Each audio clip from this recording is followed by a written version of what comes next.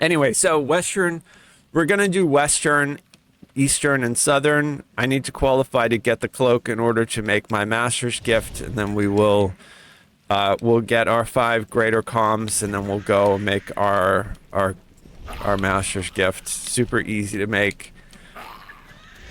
You just have to run Threnal and get the Cloak of the World Shifter, and then you have to do Talera and get the trinket. In here, this doesn't really matter. I don't need to kill everything. Usually I just kill everything, but I just need to get down to the bottom.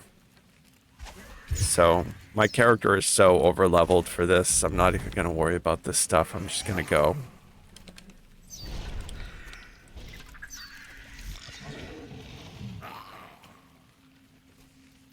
This used to be the end game. I've run 3 in my TDO career an awful lot.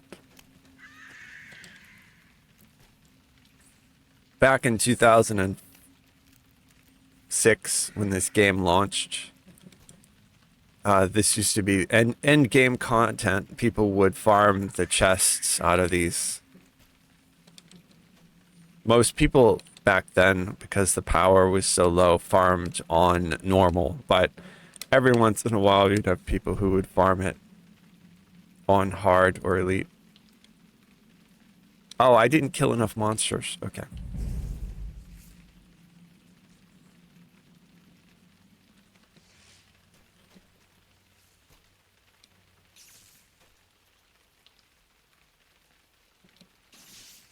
Yeah, when the game first came out, the Elite was a really, really difficult, so nobody ran it.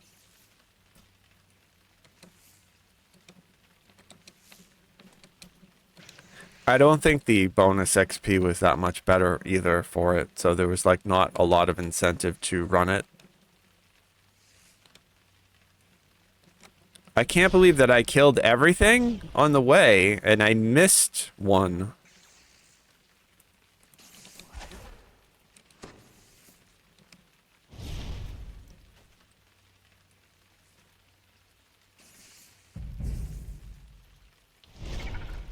There we go.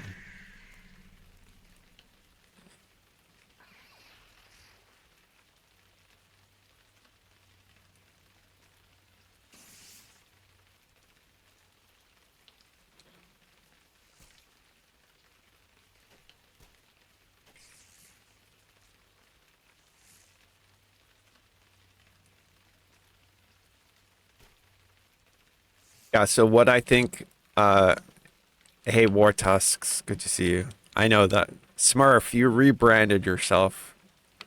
I know that's you. But that's cool. War Tusks is a cool name. I've seen you streaming other games. That's cool. I've been playing a bunch of other games. I just haven't really streamed at all this year. This is my first stream of 2025. One of the reasons was that yeah, I mean, I don't know how much I want to talk about it, but it's just life, man. Life gets pretty stupid. I don't know if any of you guys ever watched Star Trek: The Next Generation, but if you've ever seen the episode Remember Me, where Beverly Crusher is caught in a warp bubble and everybody around her is like disappearing and she doesn't know it. The world is normal, but it's shrinking and people are just disappearing and she doesn't know why. And eventually, you know, Wesley figures out that his mother is trapped in a warp bubble and they rescue her. But it's a really good episode. If you haven't watched it, most all of the old Next Gen episodes are good. But anyway, yeah, my reality for 2024 was kind of like that episode, so.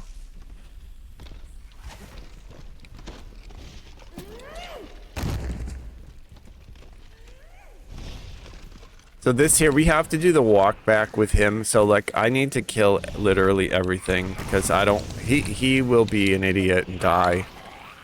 So, like, I'm going to go into all these little nooks and crannies and just make sure I've got everything dead before I bring him back up. We get more stuff that spawns, but helping to get rid of these things just in case.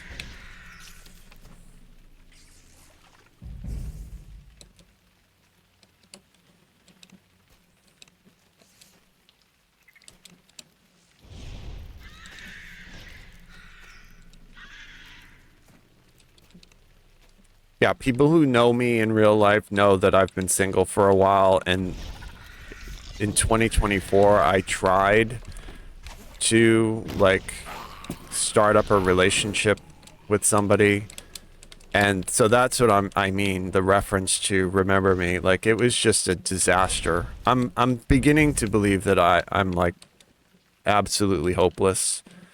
So the good news though is that in 2024 there's been like an AI robotics revolution, so I don't think it's going to be that long before I can have the AI robot cat girl as my girlfriend, so I don't really need to worry about reality trying to find somebody. So I mean, that's, I'm trying to look at it as an optimist, but as a, you know, just like if I were to be pessimistic about it, yeah, like I don't know, man. Apparently I'm like the biggest degenerate on the face of the planet. I don't know.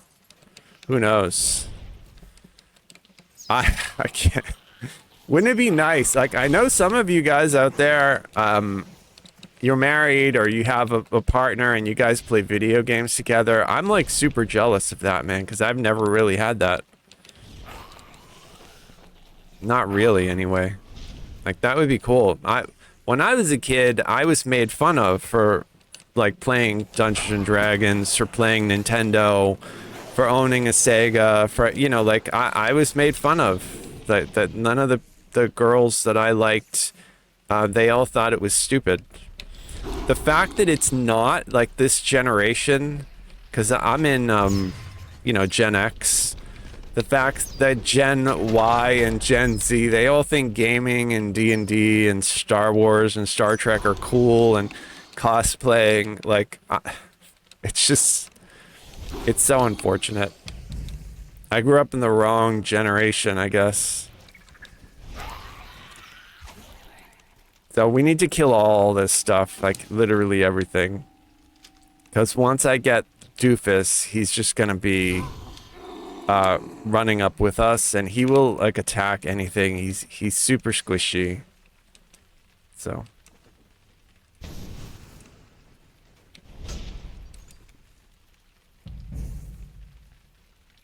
gonna make sure that there's nothing down this hallway here that could aggro him.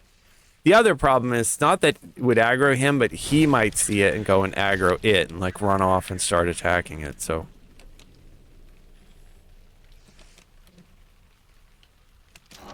okay, that's the shrine. Okay, so everything is clear.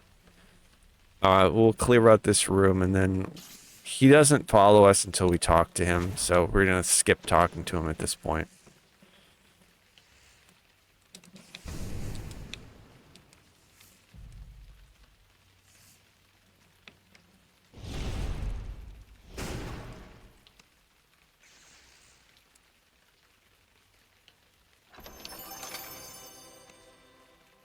All right, let's get out of here, doofus. I'm gonna make him invisible.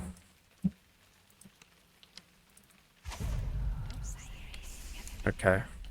And I'll use my Heart Guardian. She'll aggro everything. Yeah.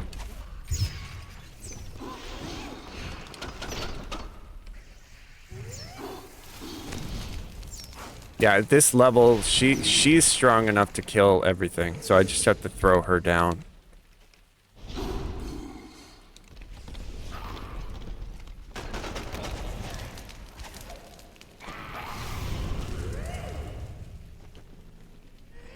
Oh, he's right behind me.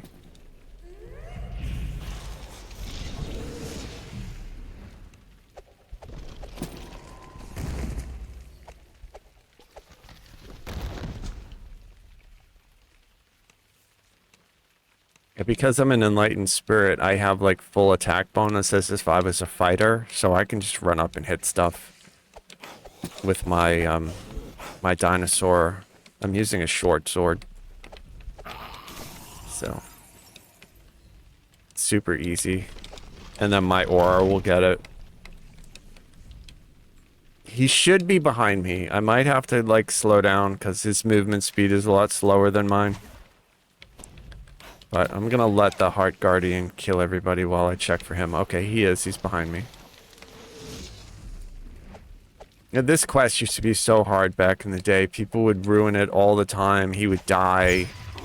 You'd have people who just wouldn't know what to do. And then people would grief too. They'd like run flesh renders to him just to kill him. Like it was just a disaster.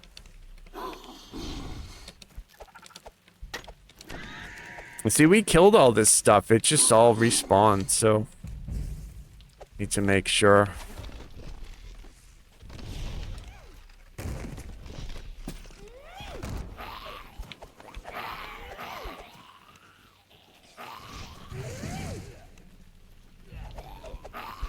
It's like an old school, like, go to quest meta for Turbine to make a babysit quest. There were a lot of these type of quests back then. I'm glad they don't do it that much anymore.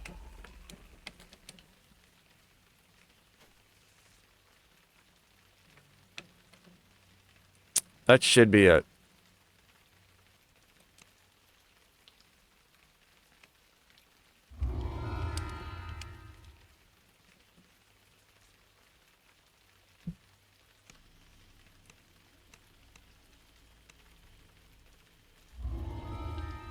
Okay, so now I just have to clear it out.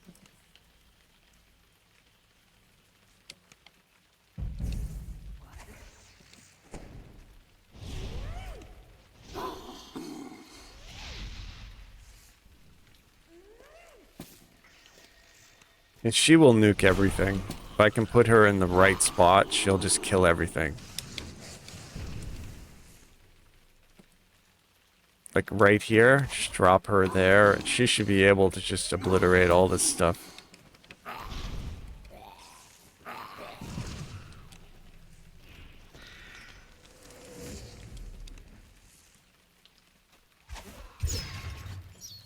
Again, I don't need to kill this. I only need to worry about the flesh renders.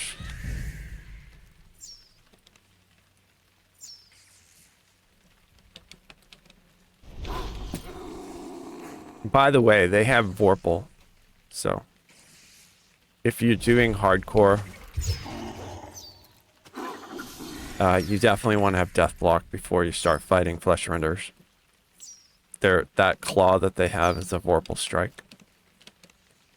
If you didn't know, especially something like a champ, super dangerous if you're doing hardcore and you're low level. And you're not using death block. A lot of people don't. Like, I always put, when I'm on hardcore, I always put death block on as soon as I can get it. You can get it at level 1. You can even craft it. It's super easy to craft. So it's worth, like, a lot of people have different takes on whether or not they use feather falling, underwater action, or death block. But me personally, I like to get those 3 problems solved as fast as I can when I'm doing hardcore. So usually if I can get them before level 5, I do. Especially Featherfall, because you can run and die easy. It's not that if you are new to the game you might not, but if you play a lot you might forget that you're on a low level character and think you're on your high level character and run off a cliff without realizing that you're not on your main and fall to your death just because you forgot. Like, I've done that. I did that in hardcore season 1. My character, I died.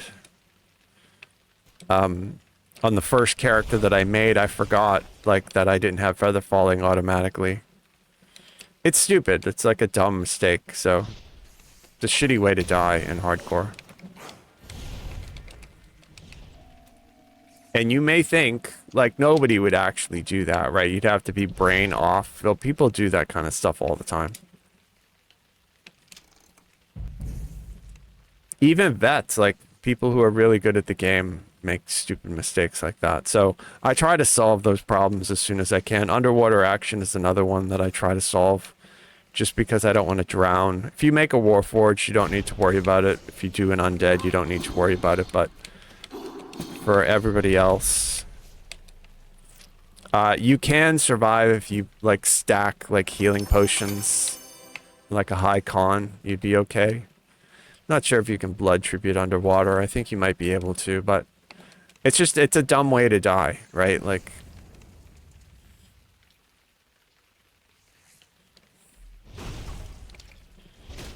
And then death block, people die all the time.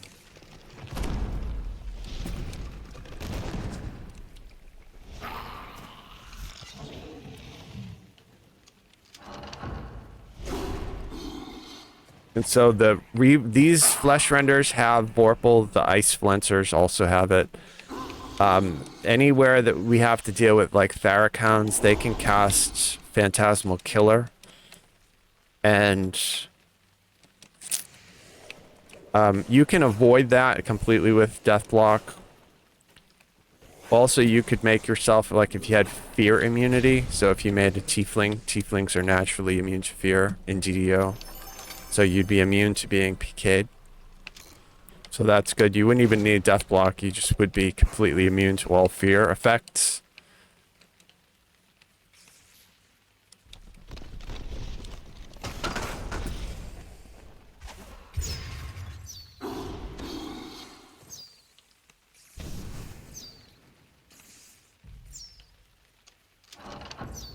Yeah, this ice flenser used to kill everyone back in the day. This one right here.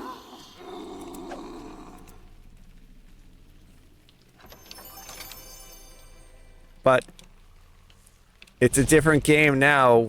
We get revenge for all those deaths back in the day. And this here, this is just stupid, right? But this used to be my favorite shrine back in the day, way back.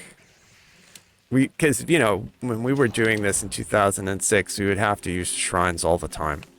But I used to like this one the best.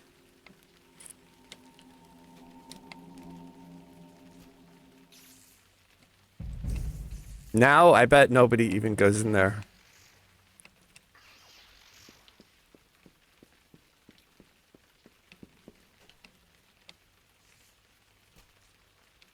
Yeah, if you didn't know that about me, I was a beta tester for Turbine, so I played both DDO and Lotro when they were in beta, closed betas for both of those games. And I've been playing both of those games since, although I don't really actively play Lotro anymore. I still have my account.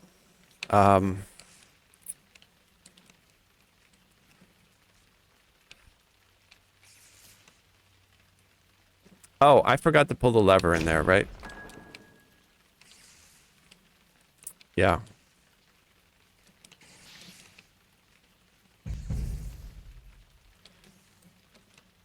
But where is this? Is the lever here or is it over there? No, it's this way.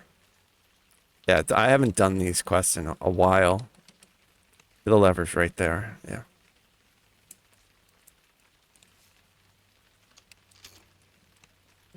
I actually could show you guys too. I have pictures. I don't think I still have the pictures of DDO. Because DDO is a different kind of a game than Lotro, but I have screenshots of me beta testing Lotro, riding through certain areas that had not been created yet. So like riding through Rivendell, for example, when Rivendell hadn't been coded by Turbine at the moment. But when I was playing, you know, they opened for the beta test, they had opened like Bree or something like that. I got on a horse because I wanted to go to Rivendell. I'm a Tolkien nerd, right? So I like wanted to see Rivendell. So I rode all the way there and there was nothing there. The land was there, but they hadn't really added anything else, you know, at the time. So I do have screenshots of that stuff, but I don't know how interesting it is. In DDO, I don't have that many screenshots of like the early game. Had I access to some old computers, I probably did, but like everybody else, I've had some like you know, some hardware that I've had has just like failed and I lost a bunch of stuff. So there were a bunch of like screenshots from MMOs that I lost on a hard drive that died. So I can't even really say I would need to time travel. But I do have some, like, I think I have some screenshots from when, like, Master Artificer was brand new. I think I have one when Vela was new. I'd have to look. We can get this chest very easily because we have Darling. We could probably use Froggo, but I don't have Froggo with me anymore.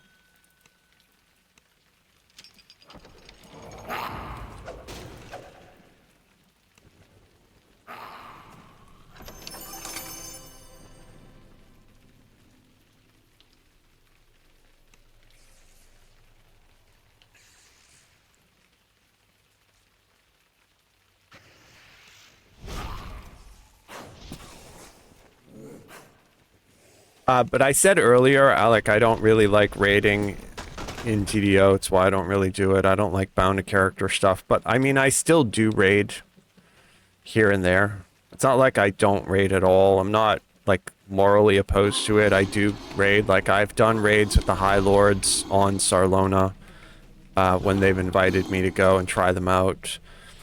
Every once in a while, I do like the Dryad raid. I like that particular raid. It is good. You can earn those runes too. The runes you can use on your account. So like it's not like all the loot's bound to your one character, but whenever you pick a piece of loot from those runes, then that loot is bound on whoever you pick it on. I just don't like any of that stuff. In other words, like I think soulbound should be like a difficulty setting, not a default like game mechanic. I think that if you want to play like solo soulbound, that's your, you know, it's a difficulty setting. You decide to play like that. You can only use stuff that you loot. Okay, but if you want to just do normal gameplay, nothing should be bound to anybody, and we should be able to trade it all on the market, I think. You know? Turn in loot for runes. I agree. I completely agree. Yeah, because you might get something that you don't want, and you want a rune. Like I agree with you. A matter of fact, I think that like the other thing too, I've said this before, is like if you do a saga, you should have in the saga turn-in list, you should have a list of the loot from the saga that you turn in, and there should be a very small % chance that when you turn in the saga, you could get a piece of raid gear in that turn-in list. Like it would be like a rare, like a low percentage, but you know, like incentive to run the sagas, right? Like right now, we do have incentive to run the sagas, but we could make it even more, even better. Allowing people to have access to raid gear without needing to run the raid. And maybe if there's ultra rare raid gear, they don't put it in the list, but you know, I think it should be available. Again, that may be a hot take, but it's one of those things. Like, I just don't like bound to character. I don't like bound to account at all. I think it should all be, you know, available. I think if they want to do solo soulbound, solo self-bound, whatever they call it, as a difficulty setting, that's great. You should be able to do that if you want, but it shouldn't be something that is forced on you in order to make you pay money to move items around. I think that's the stupidest thing. As soon as I saw that Wish of Inheritance in the store, I said, there's an item that I will never buy, and I don't think it's good for the game. I don't think it should be in the game. I don't think it's healthy for the game to have that. I don't think it's good at all. And I'm okay with the patron coffers that they've released, but I don't think the patron coffers go far enough In other words, I don't think they give you enough for the value, the money that they charge. They're quite expensive and they don't really give you that much. It's just one cosmetic, one pet, one mount. Like, it's not enough. I mean, I have most of them. I don't have all of them, but I think the point is, like, again, we're talking about like things that make people leave. That's bullshit, right? And I think it's people don't like it when they feel like they're being like a gun is being held to them and their pockets are being rifled. I think it's, you know, you shouldn't have to pay in order to respec your character. You shouldn't have to pay to move a piece of gear that you looted. It's the stupidest thing I've ever heard in my life. Like, a non-gamer came up with that idea, right? Like a person who's never played a video game in their life said, yeah, well, what if we charge people in order to move a sword from one character to another? And then another guy's like, that's a great idea, Johnson. Let's do that. And then we got the Wish of Inheritance. It's the stupidest thing I've ever fucking heard. I won't go on a soapbox about it because you guys don't want to hear me rant, but I'm just not a fan. I don't think anything should be bound. And I think if you want that, you should be able to select that as a difficulty setting. What we see in other games. Solo soulbound. Okay, select it. Then you can't get anything from anybody else. Everything you loot's bound to you. And it's a difficulty setting that you do to challenge yourself. But it shouldn't be something that's used to monetize. If anybody out there's played Marvel Rivals, you know, like, I mean, bro, that game is 100% free. It's one of the most popular games right now. It's a different type of a game, obviously, right? But wow, are they doing well with that game? It's impressive. It's super, super impressive. And all of the monetization they do is through cosmetics, through conveniences and stuff like that. So that's generally where I land with, I'm happy to give them money. You know, I just want it to be something of value that isn't, you know, nickel and diming me for trying to play the game.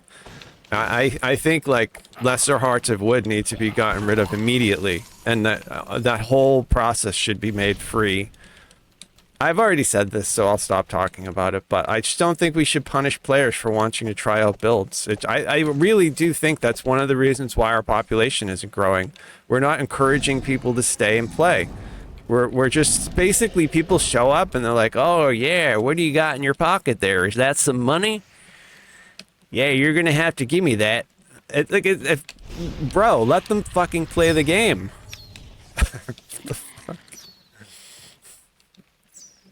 They haven't even played yet. You're charging them money for the bars. You're charging them money for the bags. Like, yeah, okay, I get it. Path of Exile, I had to pay to get my whatever it is when you open your bag space. They have a way to like sort different things. So I mean, I did, but it was cheap. I think to get my pass and to get like 5 or 6 of those filters for my bags, it was like $30. It was cheap. All the other stuff, bro, they have a $500 or $600 cosmetic set that gives you a stronghold island, right? So if you want, you can give them $600 and you get an island. Yeah, all right, that's great. That's a really cool, I didn't get it, right? I don't have that, but that's a really good monetization idea. It's a whole bunch of outfits, a private island, a whole bunch of stuff. They don't have mounts in Path of Exile, but the reason why I'm doing the traps on this, in case you're wondering, is because Coil is an idiot and he'll run through the sonic trap and die or something stupid. So we'll let Darling get it so none of these doofuses have to die. And I'm actually even going to leave Darling out with them, and I'm going to have her guard this guy here because he's an idiot. All right, you're going to hold that position. What about you? All right, you're following his lead. You're following his lead. Okay, and then Darling, you're going to guard him. So I can just set her here on guard, right? and I'll leave her there. Now, because hirelings are really dumb in TDO, I have a feeling eventually we'll see her running after me. Right? Like, but hopefully she stays and guards him.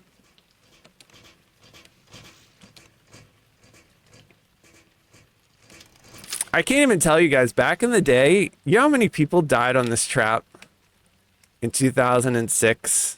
Like, I have vivid memories in my head, like, oh, he died in the trap again. Which trap? You know, the trap where you go and hit the lever? That's like, dude, how many times are you going to die in that trap?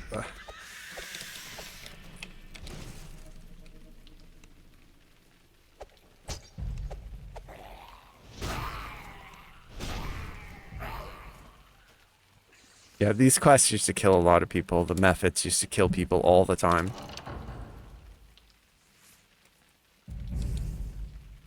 And here we go. We're going to fight Thrakhounds. Thrakhounds would kill people all the time, too.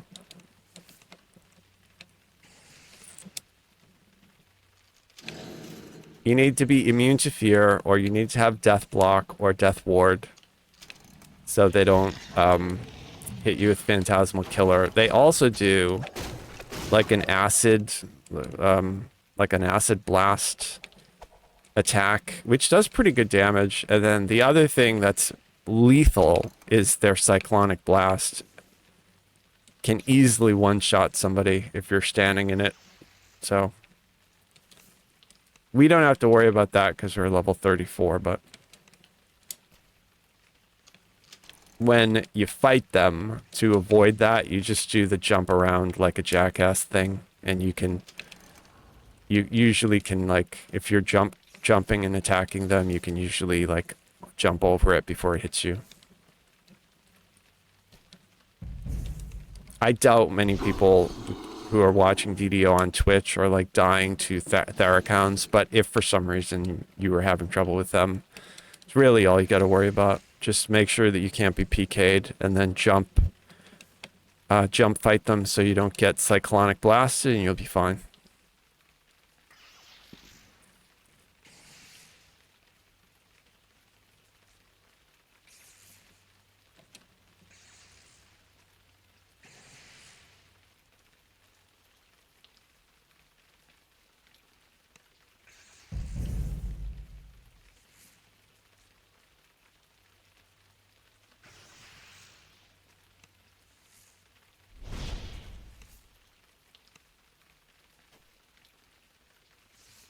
See what this rune... Oh, I guess I don't even need to hit the rune? Oh, that's right. We used to loot this.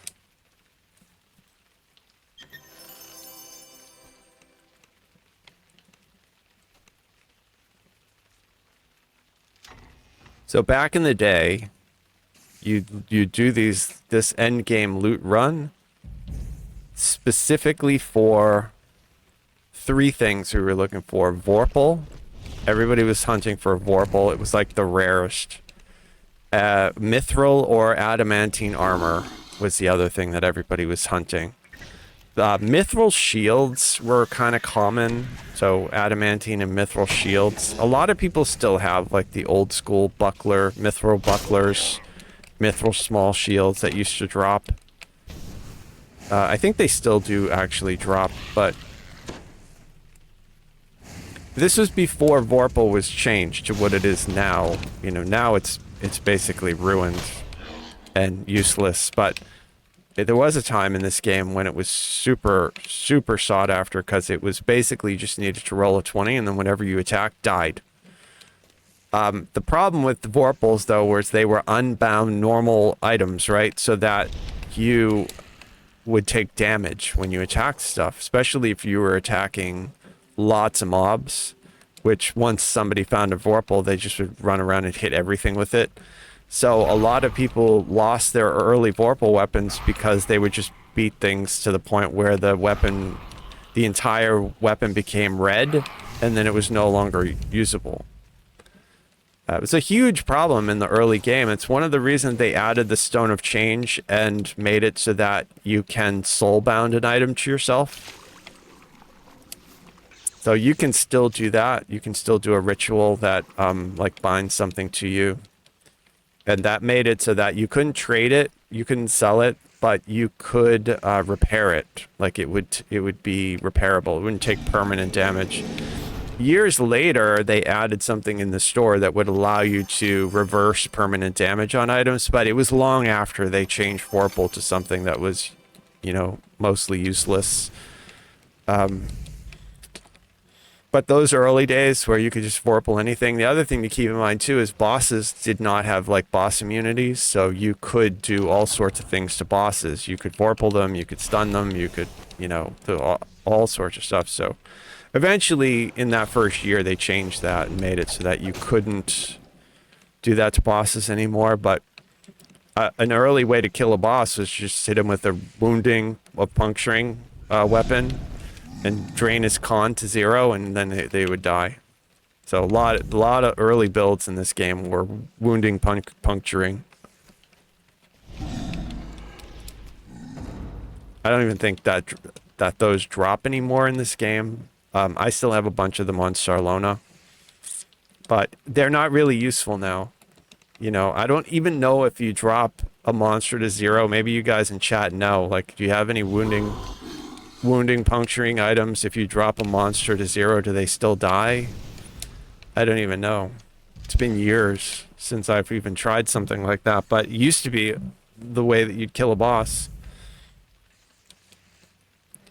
And they patched it and changed it, and everybody bitched and complained because like they had to redo their builds, but I still have a bunch of those weapons. The other thing too was that was spawning with vorpal were the early disruption weapons did the same sort of thing that vorpal does. You roll a 20 or whatever the number was. I think it was a natural 20. And then the undead would be destroyed. And it was like literally destroyed. There was no like saving throw. There was no confirmed crit. There was not, it was, if you did it, the thing was deleted. It was super cool. Old school disruption was amazing. Like I remember running Delera with somebody who had one. And it was just crazy. It's like doing Tempest Spine with the guild. There was a guy on Sarlona who had a vorpal, and like we would do Tempest Spine, and he just vorpal at literally everything in that quest. It was great.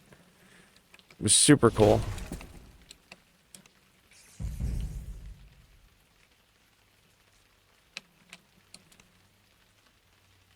I think I'm ready.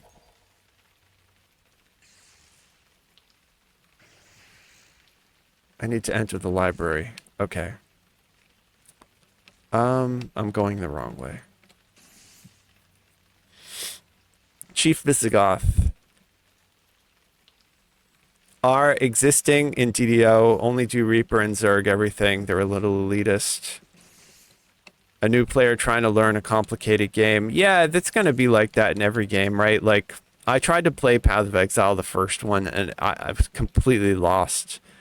I didn't think it was that bad, but it wasn't like I felt like I could even, like, talk to anybody in that community at all. So, like, I tried learning a bunch of it. I did play for a little while, but I'm having a much better time in Path of Exile 2, specifically because, like, it's still in alpha testing. It's a new game. The community is new, so I don't feel that bad asking a dumb question, even though I'm not really well versed on Path of Exile lore.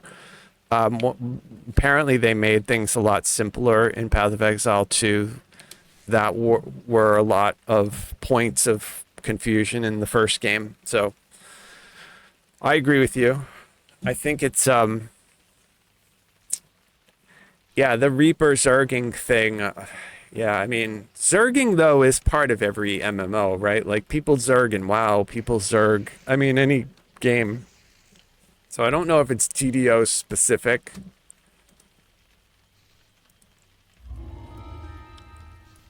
And people do Reaper in this game. Yeah, I mean, I don't know if I'd say elitist. In a way, it's hard.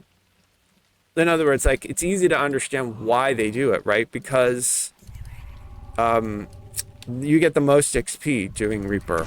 right? So like it is a massive difference in running Elite versus Reaper. Like you can level up a lot faster doing Reaper. So once people, I think, figure that out, it kind of makes it to where, why wouldn't you, right?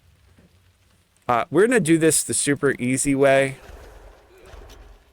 We're not gonna do any work for this. We're gonna let all of our level 30 NPCs just kill everything for us while we sit here and talk to you guys. So here they all are. We're gonna give them enough protection that they won't instantly die. Yeah, I'll even give these dudes like protection for when the methods come there.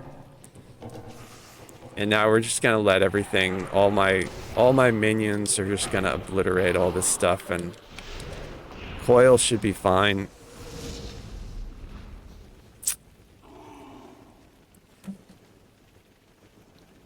We have to sit here for 13 minutes, so. Oh, I just realized I'm wearing my haggle hat and not my regular set bonus hat.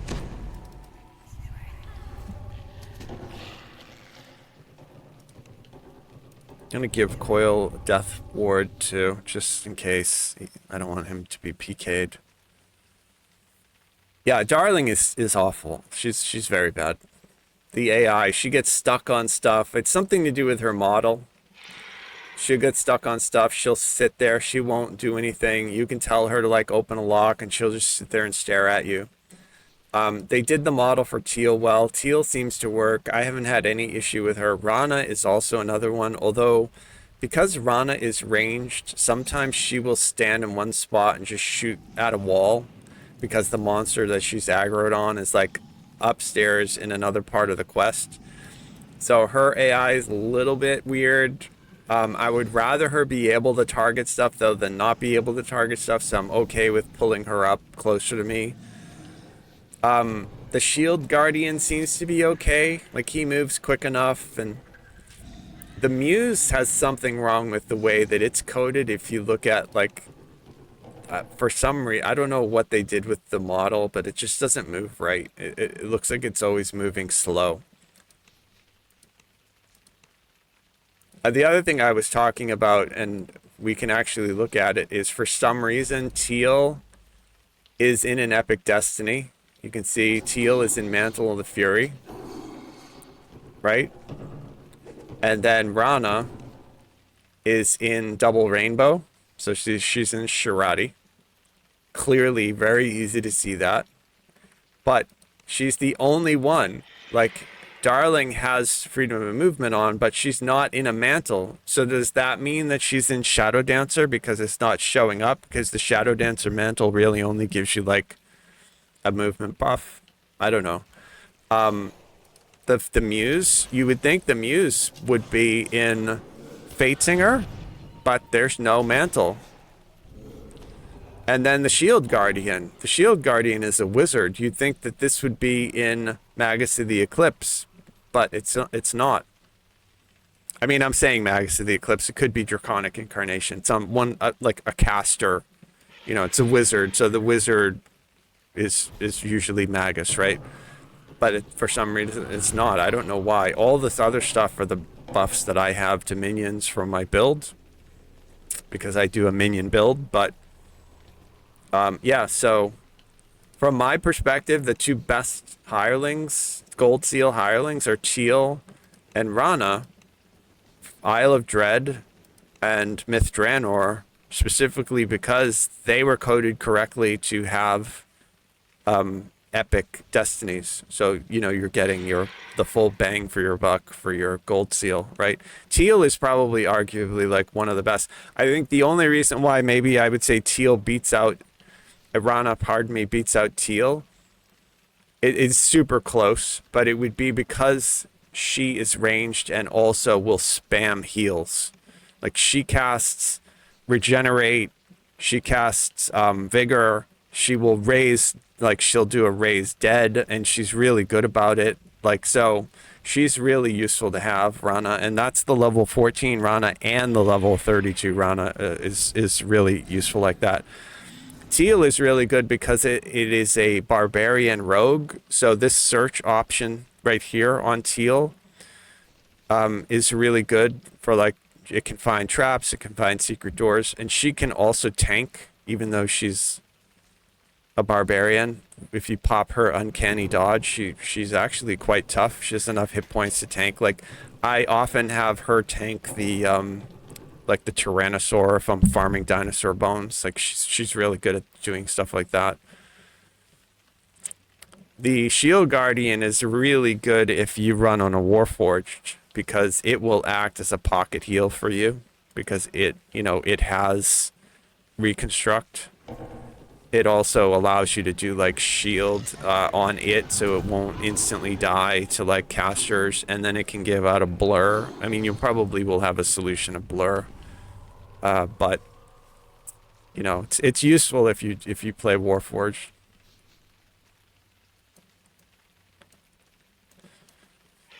And then the Muse can res. The Muse can also, like, CC. It will do autos irresistible dance on, like, Reapers and stuff. So it is useful, but it would be better if they had it in a mantle. They had it in Fate Singer. Right? I'm assuming it would be Fate Singer. Something. But if you watch, like, what I was saying about how there's something with the model that doesn't run right, you can see it runs the slowest of all the other hirelings. I don't know what its movement speed is, but I think for some reason it doesn't have a movement buff on it. So if I were to do my minion build in Magus of the Eclipse, I could grab, if I were to drop Unyielding and pick up Magus, I could grab a buff to minions that buffs their movement speed. But I usually don't worry about it, because the minion buffs that I get from Primal are super strong, and then all of the buffs that I get from Enlightened Spirit, which is a very strange part of Enlightened Spirit, but if you didn't know, Enlightened Spirit is created to be a minion build, right? Like, there is a whole line of minion buffing stuff in Enlightened Spirit. Well, that's what we use. I don't have it fully maxed out. You can see I'm only one of 3 points here. But if I wanted to spend the extra points and get it there, I could.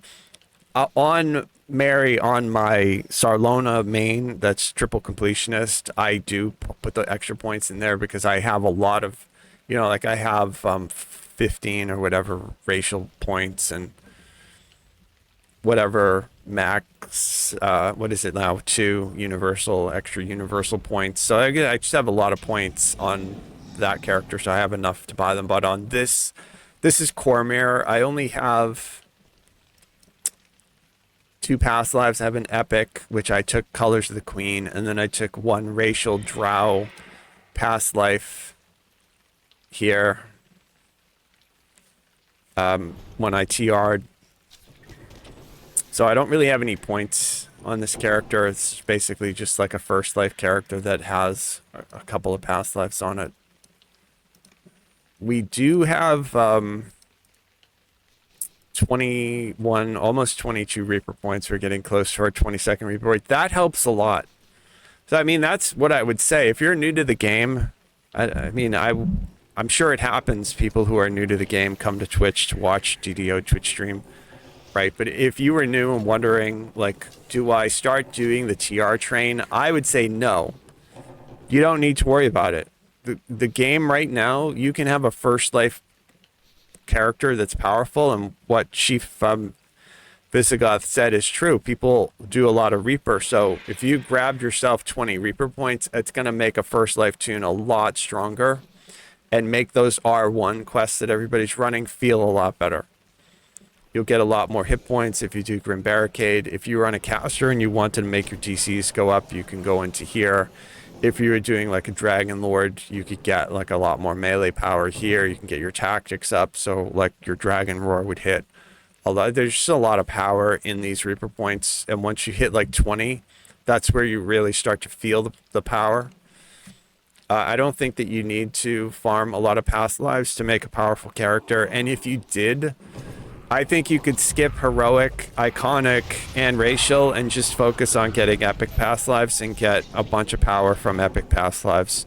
Like, once you get yourself 4, so like I would need 2 more colors of the queen, and then I would need like 1 more domain for whatever the old, if you guys remember the old domain system.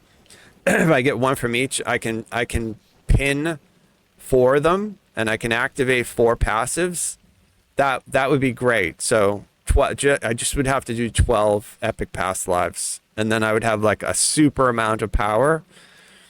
And then all I would need to do at that point is just focus on getting, ideally, let's say the end goal would be to get your Reaper Wings, so 75 Reaper points, right? But that's going to take a little while. You can do it quick. You could probably do it in 3 months. Like, people have demonstrated that in hardcore. Like, you certainly can do it. It's a lot of gameplay, though. If you wanted to go a little bit more casual, like 6 months, a year, to get your Reaper Wings, and that would give you a ton of power for a character. And then if you had those 12 epic lives, I don't even think you need to do any heroic and stuff. I think the other thing I would say too, if you wanted to do heroic, I think you just need to do 1 of each.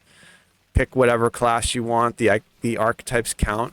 Just get 1 copy of each and get your your heroic completionist done.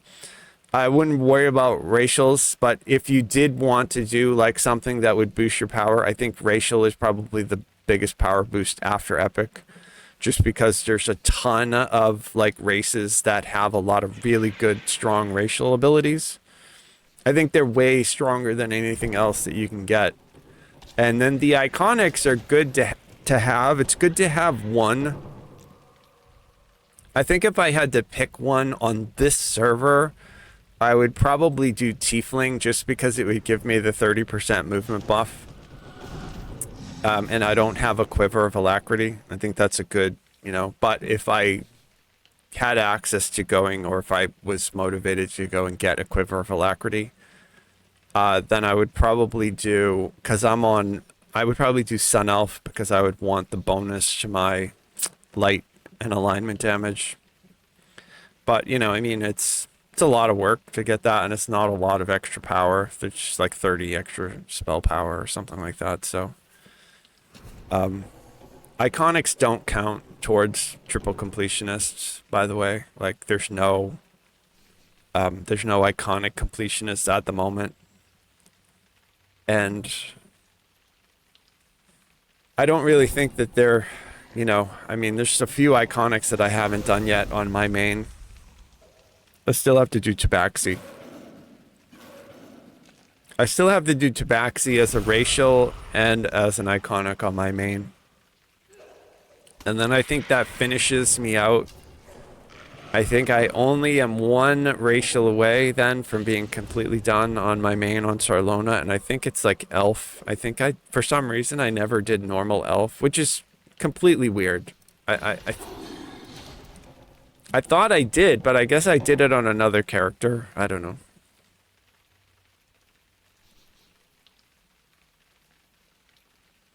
I'm hoping that in the future we get a Drow iconic warlock. That's what I hope. I hope they take us back into the Underdark, and they make the Underdark a little bit more like Baldur's Gate. And then that's what we get.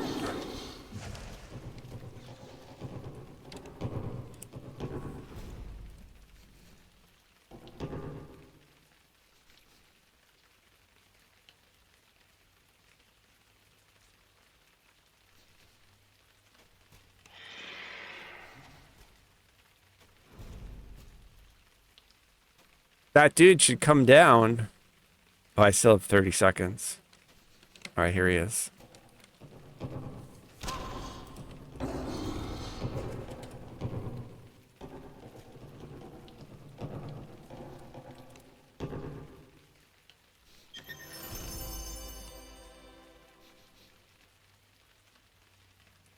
We did it.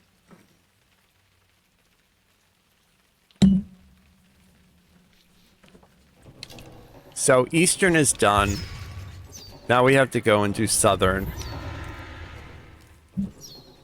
We're almost qualified to get our cloak.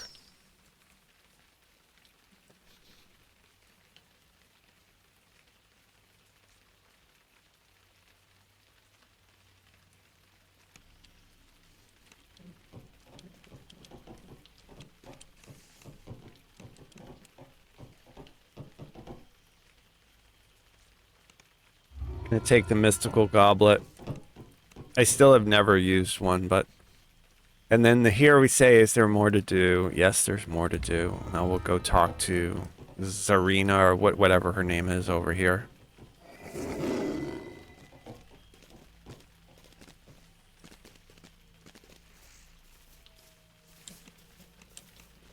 Zavera. I was close.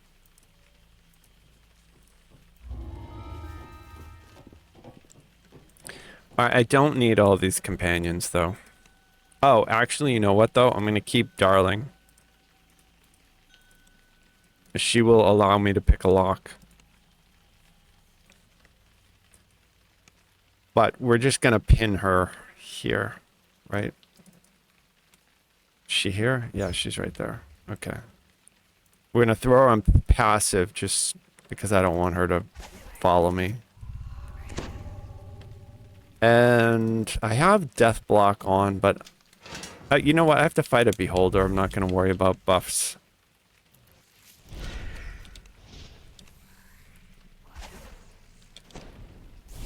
We'll let the little heart guardian kill everything. The beholder is over here, and I take a right up this hall.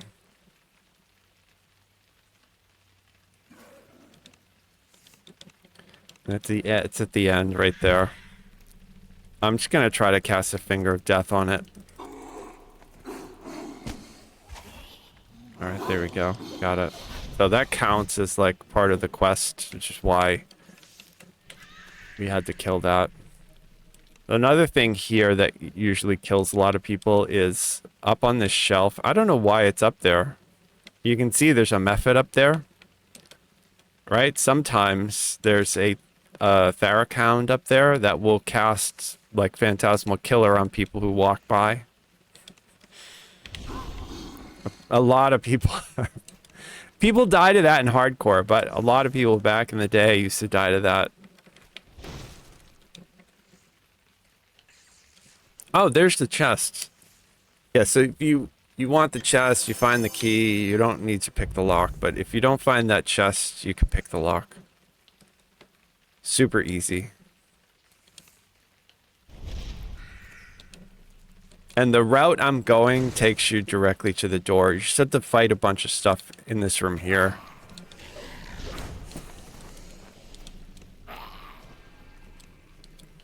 And then we drop down here and the door is going to be right there. Yeah, it's one of those like muscle memory things. I've done this so much. Like I said, this used to be the old loot run people would do at the end game back when the game was new.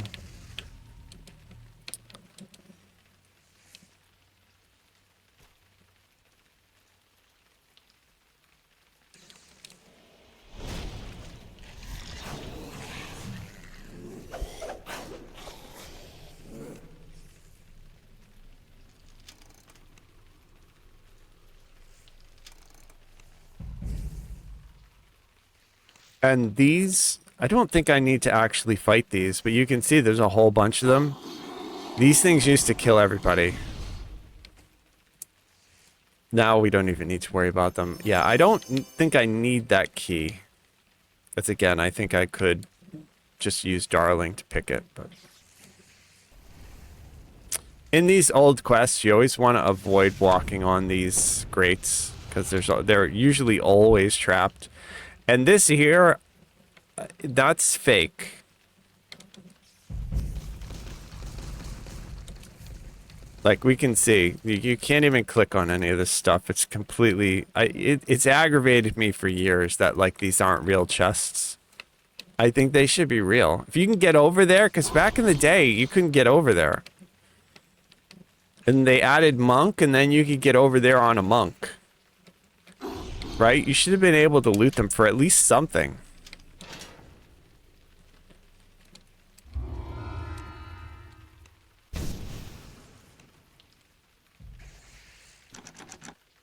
I don't know if they have this. We're gonna try something here. Can you pick this lock? There's a... I see a flesh render right there.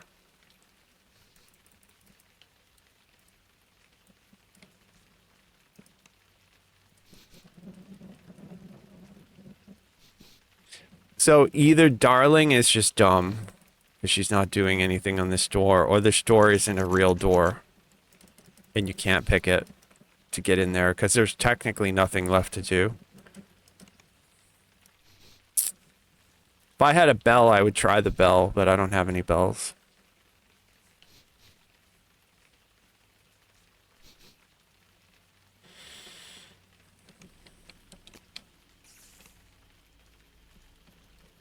I agree.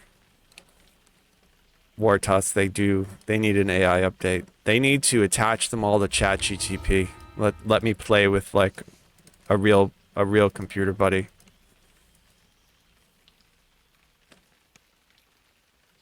I have a feeling that's going to be reality a lot sooner. Like right now it's a meme. It sounds funny to say that, but I honestly think like it won't be that long, especially if you guys watch the NVIDIA new product demo where they showcase they have like a supercomputer in a box, basically like the size of a car radio. I don't mean like, I mean it's like a little, you know, the old school, like if you had a Blaupunkt back in the 90s or whatever, like it's the size of one of those. You can have it on your desk and it's like able to do generative AI. It's able to do all the stuff that like ChatGPT and the drawing programs can do. What I think that it would struggle on probably is like the video generation, but I think that that's going to change in the next year or two. I think we'll see that, because right now, like you can go to ChatGPT and have them generate images for you. You know, there's AI that generate a whole bunch of like stuff that's similar to like a motion picture. So I don't think it's that long before we get that sort of thing. But anyway, the whole point I was mentioning that is you can now do that self-contained yourself with this little box device that NVIDIA created, and it's only going to get smaller, right? It's like CD-ROMs originally, or whatever hard drives originally were huge, and now they have them, you know, tiny. So it's only a matter of time before they'll just start putting that on a motherboard in a regular PC. You'll be able to have like your supercomputer. And then that being the reason I'm mentioning that is because it won't be that long before like a video game developer says, oh, well, we're just going to access that AI on your computer and allow it to like play as another player with you, you know, like a little digital friend or something like that, which I think that would be super cool.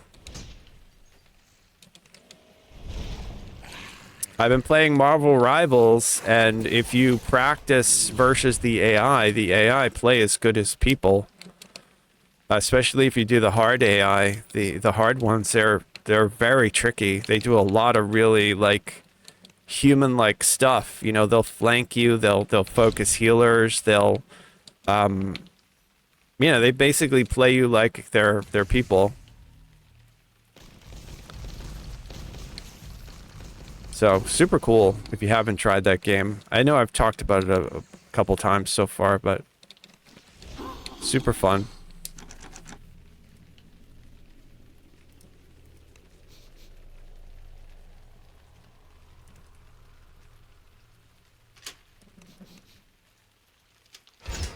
And we are watching a game that had a bit of controversy. We're watching a game called Ashes of Creation, which is an MMO. And there's been a little bit of controversy around it because there was a YouTuber who posted a video that the game is largely just a scam, that there really isn't much being developed. It's been in development now for a long time. I want to say at least 5 years. It might even be longer than that. But the point is, it's like going to be an MMO that's similar to like WoW or any other big MMO.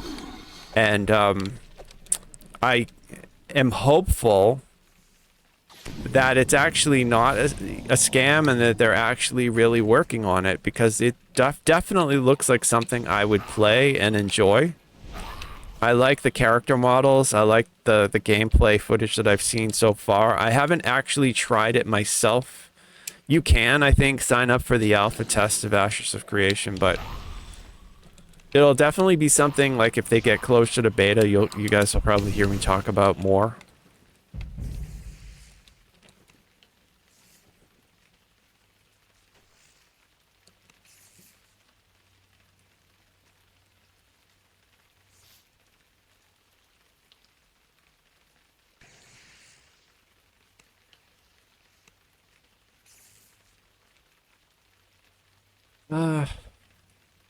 All right, I opened the door.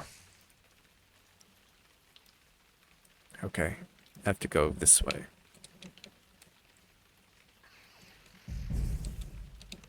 Oh, right.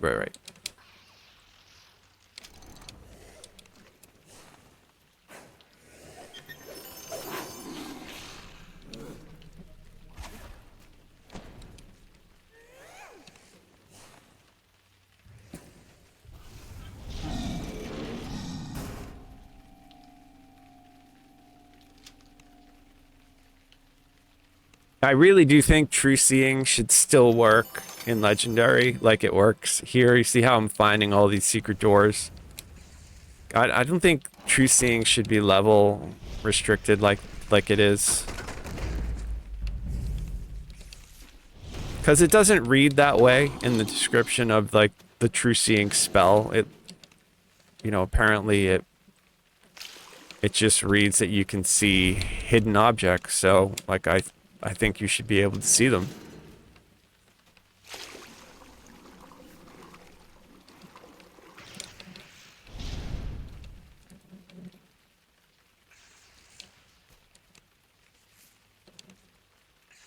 Yeah, this particular area, if you're at level and you're doing hardcore, this can be a challenging area right here. Like all these fire reavers, the Thrak hounds, like I said, they're all pretty lethal if you're not ready. So I've seen people die in here, and then during hardcore, the named beholder that I'm going to fight in a couple minutes here is responsible for a lot of people dying on hardcore.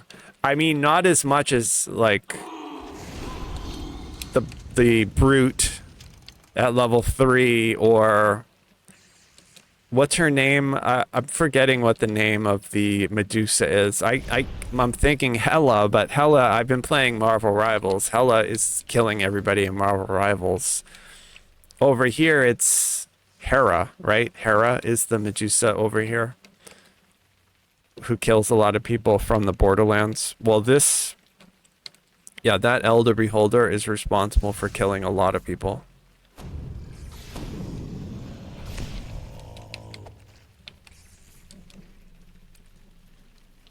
But at level 34, we don't need to worry about anything.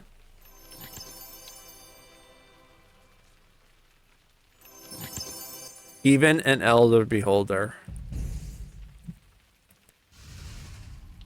Or a trap. I just walked right through that trap.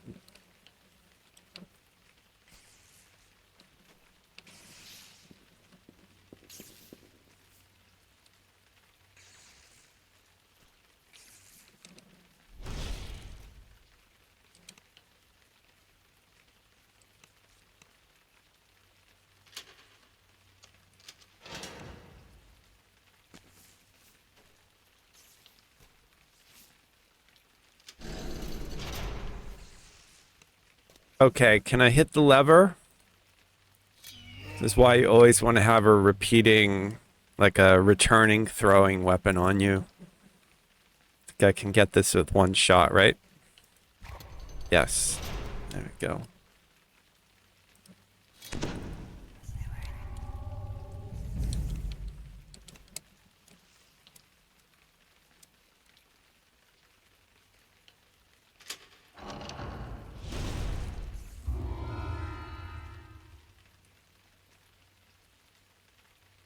They completely changed this quest from what it used to be.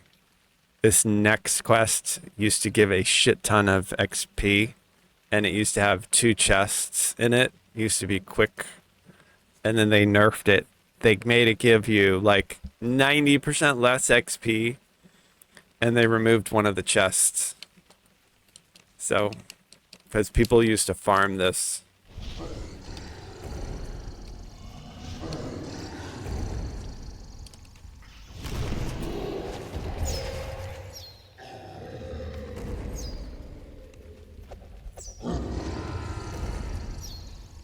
Let's see, we only get the one chest now. Lame. But that's it. That qualifies us to get our reward.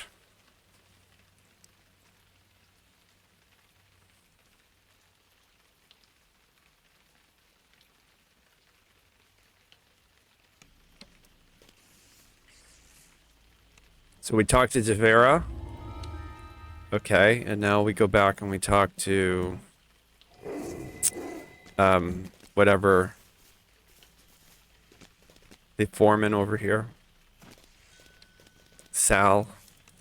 And Sal will give us our reward.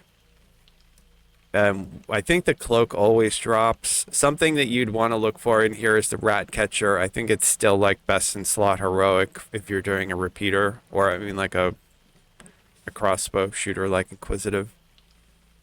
All these need to be updated, like massively need to be updated. Stuff is so old.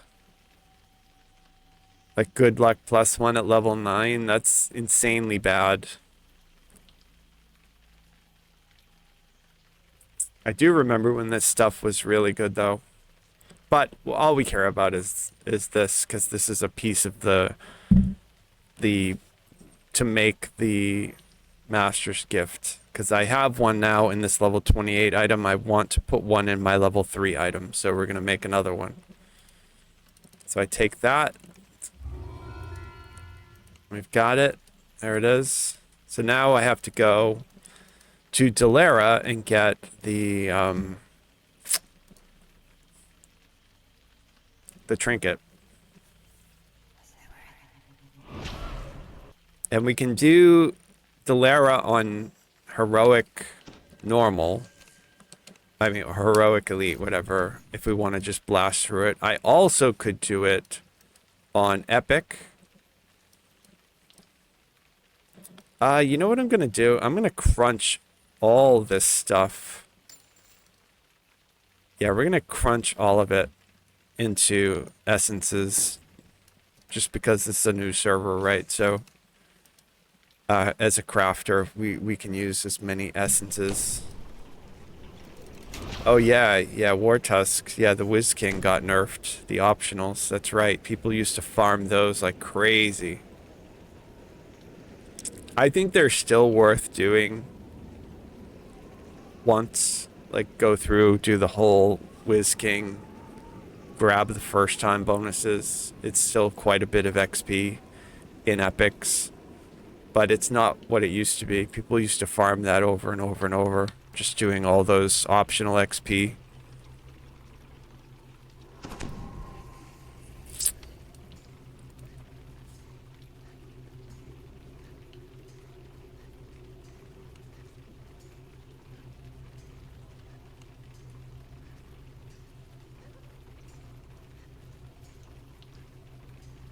And back in the day, I used to take a look at every robe just to see what the like model looked like.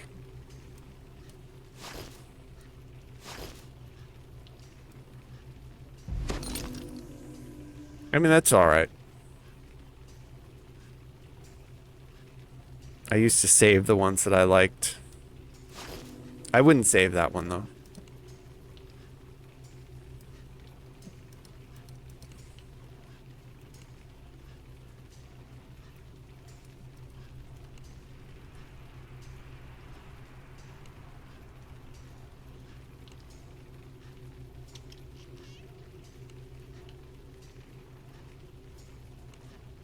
The only thing that might make me save one of these items, that's not bad. But the reality is, even though usually to find like the good bonus, you just take the level and cut it in half. So at level 12, the bonus that you're looking for is +6, even though that's correct. In Ravenloft, you can do level 10 quests and get a bonus that's +6. So technically Ravenloft is better. So like you wouldn't really save this unless you absolutely really needed like a wisdom item. But it's not worth it for me to like sell it because people will just run Ravenloft and get an item that's better. Something like wisdom, though, I mean, it's sort of rare to find wisdom items anyway, so that might have been a good item to take and sell, but like I said, there's nobody really on the server. The market's really slow, so the GTN, there's not a lot going on the market on Cormyr.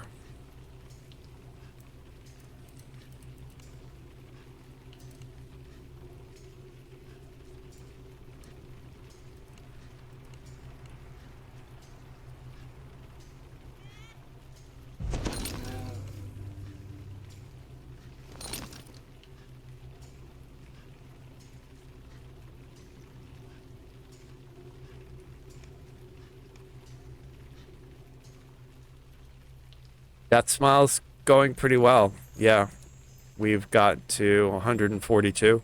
It's not the highest on the server. Necrobotanist, good to see you.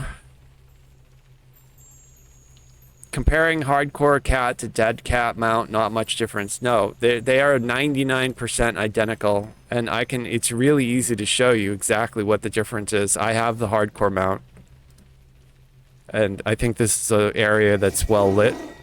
So if I'm on the hardcore mount, the only difference is right here on this fleur de lis, whatever it's called. There's a tiny little skull. It's hard for me to zoom in actually on the skull because the camera snaps, but you can see it.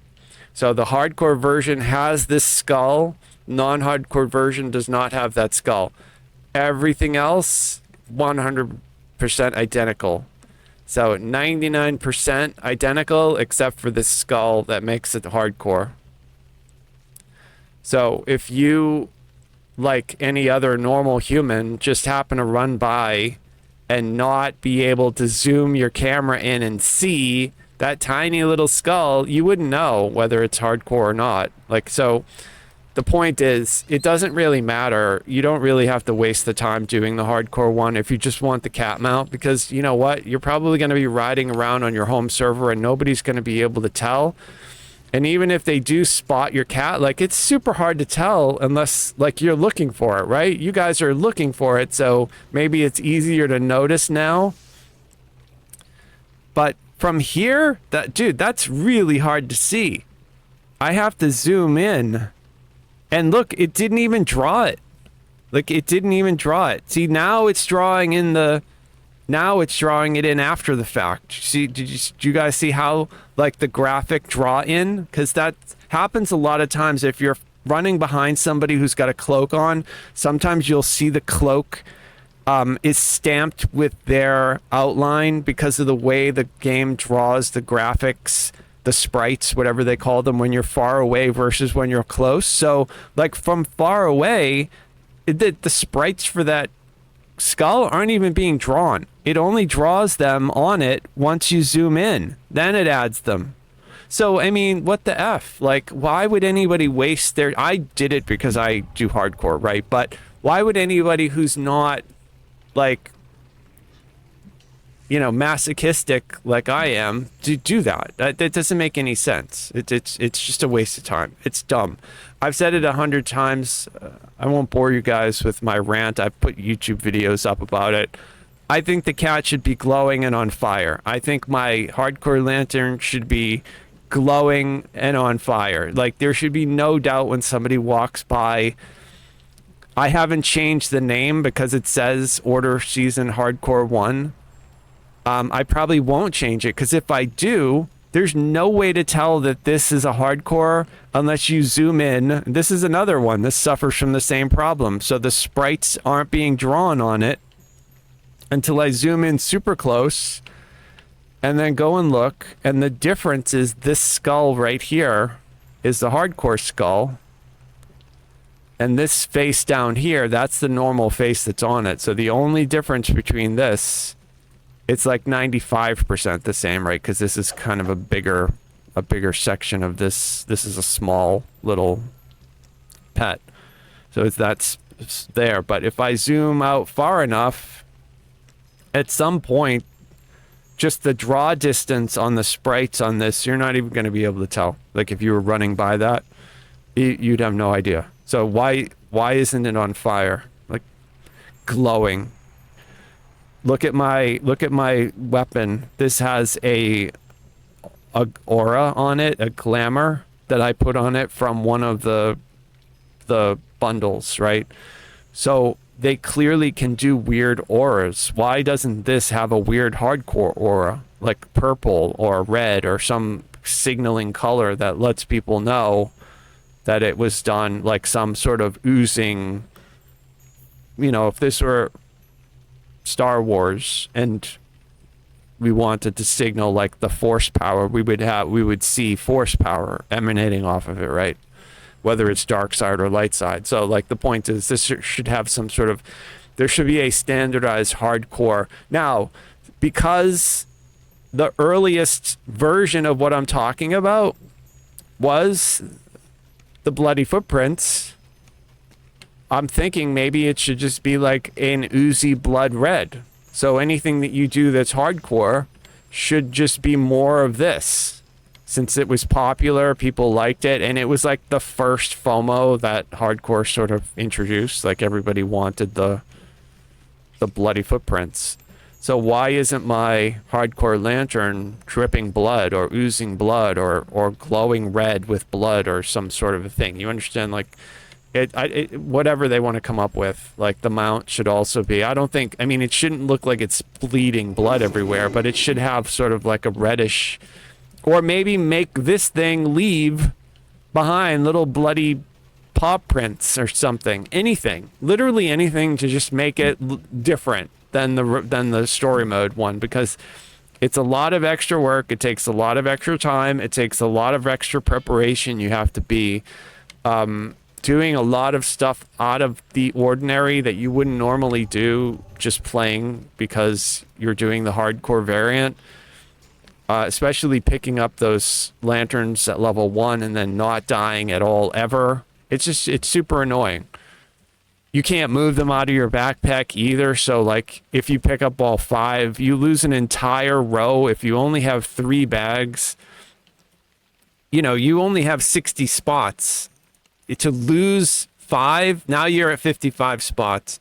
And then everybody has other junk that they carry around with them, right? So you went from having, like, let's say 40 spots to pick up gear, loot. Now you only have, whatever, 35 spots. So you guys get the point that I'm saying. It's just super inconvenient as well to do the extra work to get the hardcore version of it. And there's no way to even identify the fact that it is a hardcore variant of the mount unless you tell somebody, and that's not cool. That's not fun. Well, I mean, so is it a surprise? Are people really surprised that the server's dead, that nobody's here, that just basically all the people there are some people who collect, you know, the different mounts and pets in the game. There are people who collect the different hardcore rewards in the game. Well, they all came and got their stuff. We can see them in guild. Some of these people are the best players in the game. They came and got their stuff over a month and a half ago. And then now they haven't played because there's nothing else to do here. And even when they were here, they're like, these rewards are so stupid. But they just, like me, they just did them and earned them. I am still working on my last hardcore reward, which is the Order Skull Lantern. I've been filling it since I got my mount. I'm at 500 points now, and it's taking forever. So they supposedly are fixing it, patching it, so it's going to progress faster. On the 22nd, when they open the servers up to free-to-play accounts, supposedly they are adding an accelerator to the gathering of the whatever they call this stuff, the durability to fill these lanterns. So that's why I'm not doing, if you guys are wondering, why isn't he filling this lantern tonight? I'm waiting for them to patch the game and speed it up so I can actually fill the order one quickly. And then, based on if it's super quick, there's a possibility that I might TR again, go back to level 1, because I don't have any, I don't think Oh, actually, you know what? I don't need TR again. Okay, so I do have the other two. So I technically, so here, that would be the third item. Then this would be the fourth and the fifth. Then I would have all the hardcore items. So I have them. I can fill them. I've filled a couple of the story mode ones. Like, I think I got the regular story mode pledge already. So, I mean, I technically don't need this because of exactly what we just talked about. Like, the sprites for the little skull only fill in when you zoom in on the cloak. I already have the cloak. I have the fact, like, I don't really care. But if they changed it and made the hardcore stuff visibly different, well, then that would incentivize me to work for these to actually get them. Because I do have on my account, it's just me being the way I play. I'm not really usually a completionist, but I do have almost all the hardcore rewards. The only rewards that I don't have are the Reaper rewards from season 1, and it's because I ran out of time, and the season 1 hardcore was just a very strange, if any of you guys played season 1 hardcore, you know what I'm talking about. It's like, it was brand new. People were dying all over the place. I was focusing on doing the guild. It was just new. So like I wasn't used to like everything, managing my time doing the guild and questing and progressing, and people that I was in a static group with, we had 2 deaths, so like that set us back even more. And then I ended up having to finish and do one myself, like, so I just ran out of time to do them. So basically that's what happened there. I just ran out of time, so I didn't get the black season 1 cloak. I do have the season 5 variant of that cloak, because in season 5 I got all the rewards, and every other season I got all the rewards. So yeah, and Smurf, you were there. Yeah, Smurf, you're one of the only people who's been there for, not, there are a bunch of people who've been for everyone, but you're one of the OG. You were in the first one. A lot of people have been with us from like season 2 or 3 on, but and it's just because that first season was just so, nobody really knew what to expect with it, and it was way more popular. That was like right at the start of the COVID lockdown, so like it was super popular. And then not long after that, they did season 2, and that was like the most popular. If you look at the numbers on like the servers, if you look at the numbers on Twitch, like there were thousands of people going to Twitch to watch like streams for hardcore season 2. That has completely fallen off. The viewership now is down like 96%. So to put that in perspective, if there were 100 people watching, then now there's 4 people watching. So give you it. So if it had stayed like that, you could make a career as a streamer of DDO if it stayed at the season 2 numbers, because you could get quite a bit of views and it would self-sustain. But now there's just nobody there. There's nobody there, man. There's nobody there. Like,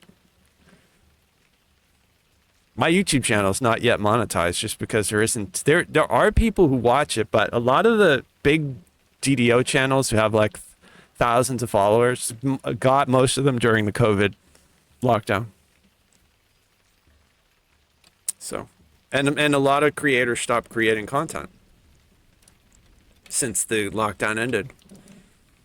If you're wondering where some creators went, I'm sure people will be back though, you know, here and there. But a lot of it is, you know, they probably moved on to find another game that they actually can monetize, which is not a bad idea. It's one of the reasons that I play more than one video game. Not only that, but because, you know, like I have the type of a mind that like I need to do a lot of different things. I couldn't just play this game. I would end up feeling like I was in hell. If they're like, yeah, you can only play DDO from now on, that from my perspective, I would just go nuts. I really like this game. I play it. I've been playing it, but I have to play other games. I go through phases. Like I love DDO, and then I'm like, I'm okay for a while. You know, I still log in, I still do guild stuff, I still do things, but like I don't go like really hard grinding. The last big grind I had was probably like 2 years ago when I did like a lot of epic pass lives to sort of finish out my triple completionist on Sarlona. That was a really big grind. I think that Halloween, I think I got like 8 or 9 epic lives. This was before I was streaming, by the way, so I started my YouTube channel when the pandemic, like 2019, 2020, but I didn't start doing Twitch until like, I think I made my Twitch account in 2020, but I didn't actually live stream anything. I did originally live stream Hogwarts Legacy when that came out, but nobody watched it. As a matter of fact, there's a couple of videos on my YouTube channel from the original live streams that I did for Hogwarts Legacy. Like how to do Alohomora, and then how to do like another thing that was in the game, the puzzle thing. I put them on my YouTube channel, but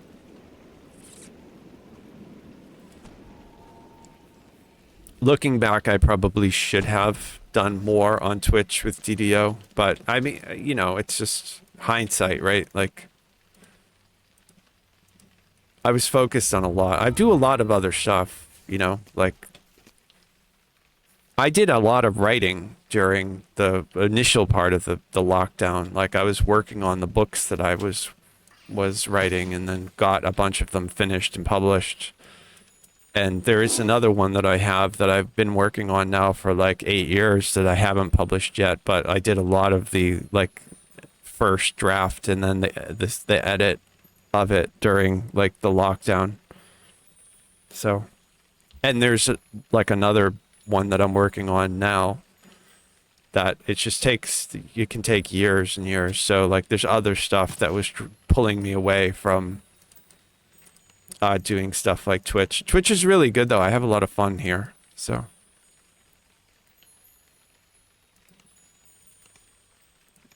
I do like it.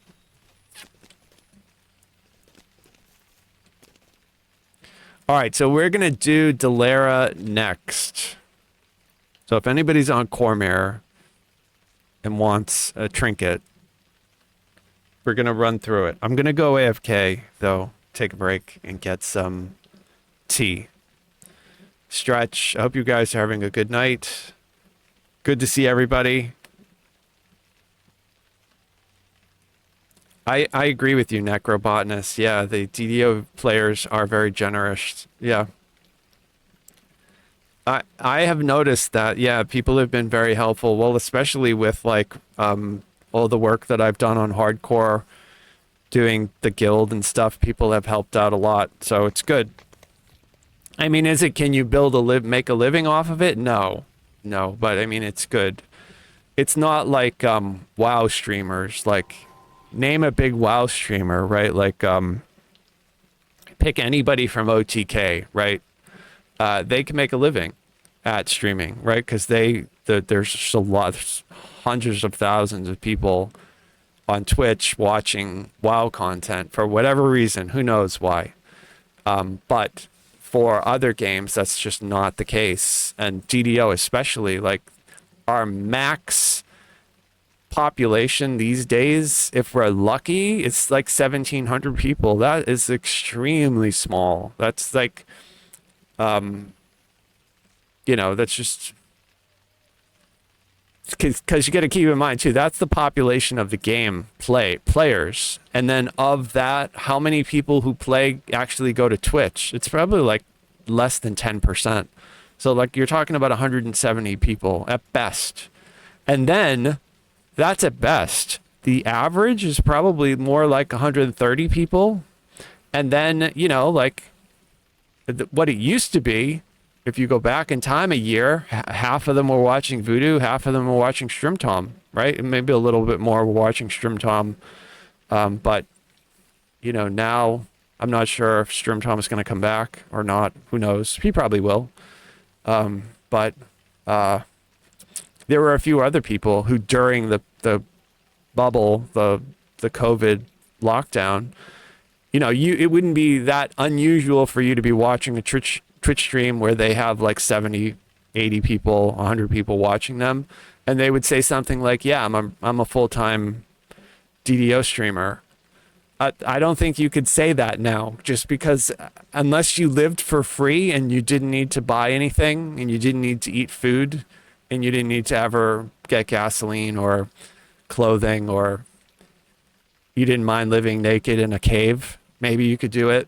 Like, but there just isn't anything there. Even if the viewership was extremely generous, I think it's just you would be talking about, like, they would have to be like really, really generous to you in order to really do anything. I think there are a couple of communities like that around in our community. Like, there are people who watch streamers who are very, very generous and stuff. But you know, it gets with the way Twitch monetizes itself, where you sub in order to not see ads. And if you don't sub, you get bombarded with ads. So what I notice on my stream, because, you know, some of you guys do sub, I really appreciate you guys, but most of the 80% of the people who watch me easily just come in, they watch until an ad pops, and then they leave. So at any given time, I might have like 100 viewers over the course of 5 or 6 hours. But if you were to just do like a snapshot, like right now we have like 7, I think it is 6 or 7. That's constantly changing because people watch until the ads pop and then they leave. And that's exactly the same thing. Like, I'll watch Queso. I don't sub to Queso. As soon as an ad pops, he doesn't run that many ads though. But then, like, let's say I go watch Kai. Kai runs so many ads, I can't even watch him. Like, I'll watch him for a minute and then an ad will pop. I leave, I go watch Jinxie. Jinxie's got 1 billion ads running. So then I leave, I go watch somebody else. The only one who I can watch on Twitch with no ads is Zach, you know, Asmongold. He doesn't run ads, but it's just because he's so controversial. They don't want to take a risk of running ads with him. But, you know, like, you can watch him and not get ads. But for somebody like me in the gaming channel doing DDO, there's going to be a lot of ads. So, yeah, you get pre-roll. Oh, you get turbo. Yeah. So turbo is something else that you can do. That's pretty good. Yeah. Yep. That's cool. Yeah, he's busy at his new job. That's cool. Season 1, the butterfly wings. I keep hoping that they give us dragonfly wings, because here they are, right? Like, they're right there. Like, I want them to give them. I was almost convinced that would have been a reward for us if they kept doing like normal hardcore seasons. But we'll see. We'll see going forward. I don't think they're going to do anything like a normal hardcore season. Anyway, I'm going AFK a sec. I'll be back. I'm assuming my mic sounds okay.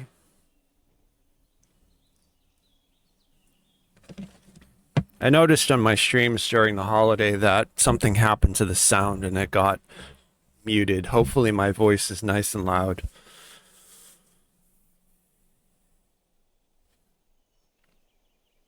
The plan is to get like a new camera and a new mic. Maybe this year, hopefully. We'll see how things go. Maybe I'll do a subathon or something like that to try to fund them. I don't know. We'll see. I plan to, so we'll be playing DDO, obviously. Usually I stream it on Friday nights. I might switch that to a different night. I'm also going to stream probably Civ 7 when it releases next month. I'm not sure if I'll stream it a lot, but I definitely probably will stream it when it starts. I'm a Civ fan. I really like that. I've played all of them. And at some point, I think I'll probably stream... Can I even do this on Reaper? No. I might stream Marvel Rivals. Once Path of Exile 2 goes into beta, I'll probably stream that too. I haven't been streaming now because the build that I was doing a sorcerer that does like ice comments, it got nerfed. And I had to like remake my build. So then I was doing like a Minion build, but I kind of lost steam when they nerfed the Sork that I was doing, so.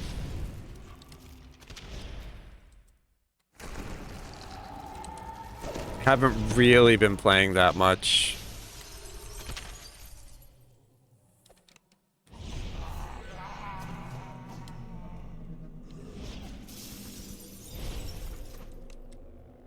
But if any of you guys follow video game news, you'll know that there is a bit of controversy around Path of Exile 2 right now. And it involves Elon Musk and Asmongold regarding a video that another YouTube streamer named Quinn made, where he basically noticed, because I don't know if you guys knew this or not, but at one point, I'm not sure if it ended the season in Diablo 4, but this last season that they did, at one point Elon was in like the top 5 for the servers for Diablo 4, and I think he may have actually wound up with like the highest ranked character in Diablo 4 for season, whatever season it was, season 6 or whatever it is. There's a bit of issues that I had with that, because the season that they're in now for Diablo is Spiritborn, and Spiritborns are busted. They aren't just busted a little bit, they are busted so much. So on my Sork, when I would attack a boss, it would take me 20 minutes to kill the boss. On my Spiritborn, when I would attack the same boss on the same difficulty, I could kill the boss in under 1 second. So it went from a literal 20-minute sweatfest fight down to under a second. So he's number 1 with the Spiritborn, but they're busted. I don't think it's a good metric to be number 1 with that, because they're just not working correctly. They're broke. Blizzard said they're not going to fix them. They're just going to let people play the busted builds, and then they'll fix it next season. So, okay, great. You're number 1 with that, but it's busted, man. So Path of Exile 2 comes out, and he made an account and he played over there. He got to rank 97, level 97. I've played Path of Exile 2 for a while. I think my highest level was like level 30. It is super, super slow. It's super grindy. So basically the gist of what happened is Quinn pointed out in his video, you could obviously watch the video if you want, like, in order for Elon to get to level 97, he would have had to play literally hours and hours and hours since the game launched, every day, all day. The top gamers in the world, that's what they're doing. They just basically degenerately play the game all day. They don't do anything else. That's all they do. And so, considering like he probably isn't doing that, people speculated that he probably wasn't the only person playing that account. Nobody knows for sure. That this is the controversy right now, because, you know, people are just speculating, but based on the amount of time that you need to get to that level, it's just very unlikely, unless he really did just do that for the last couple months. That's all he's been doing, but it's unlikely, right? Because he runs like 3 companies. So so a bunch of other streamers got involved and talked about it, and people have commented on it who also play Path of Exile 2, saying, yeah, that's a crazy level to hit. It would take an awful lot of gameplay, and it's highly unlikely that just one person played the account, considering that, you know, I mean, it's anybody else, the life is going to be, it's going to be too much time. The other thing too, and if you watch the videos that were pointed out, obviously I don't really care. It has nothing to do with me. I'm just talking about it as something to talk about while I do this. But I don't have an opinion either way. But people pointed out, because I've played a little Path of Exile, that things he was talking about in the game just didn't really add up with the amount of time you would need to have in the game. So it'd be something like in DDO, somebody talking about like an obscure mechanic that you'd only really know if you were around here for a while, that kind of thing. Deadbeat, yeah, how you doing? So, I mean, I don't know. I don't have an opinion one way or the other. I just think, like, who would care? Like, it's such a weird, like, if you were to walk into any conference and say, okay, so I'll give you guys a great example of what I'm talking about. In Star Wars The Old Republic, I was a Nightmare Raider, which is basically the hardest level rating. I rated on a tank. I did hard mode Revan, and I did the callouts for hard mode Revan, meaning that for my group, I was the one who watched the force anomalies that pop. Basically, they're these, like, all around the map when you're dealing with the mechanics of the raid. There are these anomalies that pop this sort of like force magic. And what happens is they pop after like 8 seconds, they flare and it does a push. And if you're not facing that pulse, you'll get pushed. And so the caller has to call, I might be saying it wrong, but the caller has to call, and you come up with a method to call this. So most people did like a clock. So if you're on a clock face, you know, I would call out during the fight, and it's not just one, it's a whole bunch of them. So we're fighting, we're doing other mechanics, and then, you know, suddenly I'd say, okay, 6, 2, 4, and you have to, you know, okay, stop, face 6, then you have to think in your mind, face 2 o'clock, then you have to switch, face 4, and you have to be facing these things and they pop. Otherwise, you get pushed and you get pushed off the platform and you die. And then usually if you die, we wouldn't have enough people to finish the raid. It's extremely hard. Extremely hard. I did it. We did it. We successfully did it. I have the achievement. I have the title. I have all the stuff on my account. Shows the date that I did it. After months of practice, we finally got it. I did it. Have I ever talked about that since, or told anybody that, or been anywhere in the world where anybody would give a shit about that? Do you guys give a shit about that? You probably don't. You're probably like, why is he telling us this story about some bullshit Star Wars raid that I've never played the game, I don't give a shit about? And this is exactly how I feel about this controversy. Nobody's gonna give a shit about Path of Exile 2, who the top player is. Like, who gives a crap? So it's just it's such a niche, right? I mean, there are a lot more people who play that game than ever played Star Wars, but at one time, Star Wars The Old Republic was like the biggest game to launch. If you go back to 2012, I mean, it had a $200 million budget. BioWare, before it got taken over by EA, like, it was a huge game at the time. I mean, it's not big now at all, but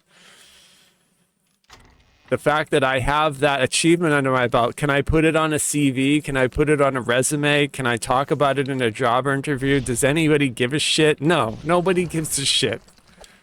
You know, nobody gives a shit. It's the same way with like Mythic Raiders in classic WoW, right? Or whatever. You know, like, a lot of people are really good at WoW, but nobody cares because they don't play WoW. WoW is another game, though, that has, you know, still, I think, 1 million people still play WoW, so a lot more people will care about whether or not you're a good raider there than, you know, me being a good raider in Star Wars The Old Republic. But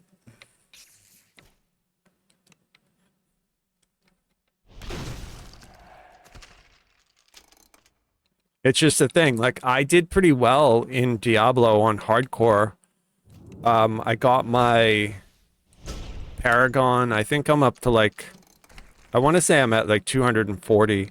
It just got to be the time sink in order to level it up would have taken too long. I would have had to just play all the time, and that's the same issue with Path of Exile. The reason that I haven't gotten really high level is just it requires you to play that game a lot, and I just haven't wanted to donate like the time out of my day to playing that much. So from my point of view, that's what's at the heart of like any of the controversy when it comes to like people playing these games and who's playing and how good they are. It's really, it requires you to just invest an awful lot of time in order to get good. Like, that's the thing right now with Marvel Rivals.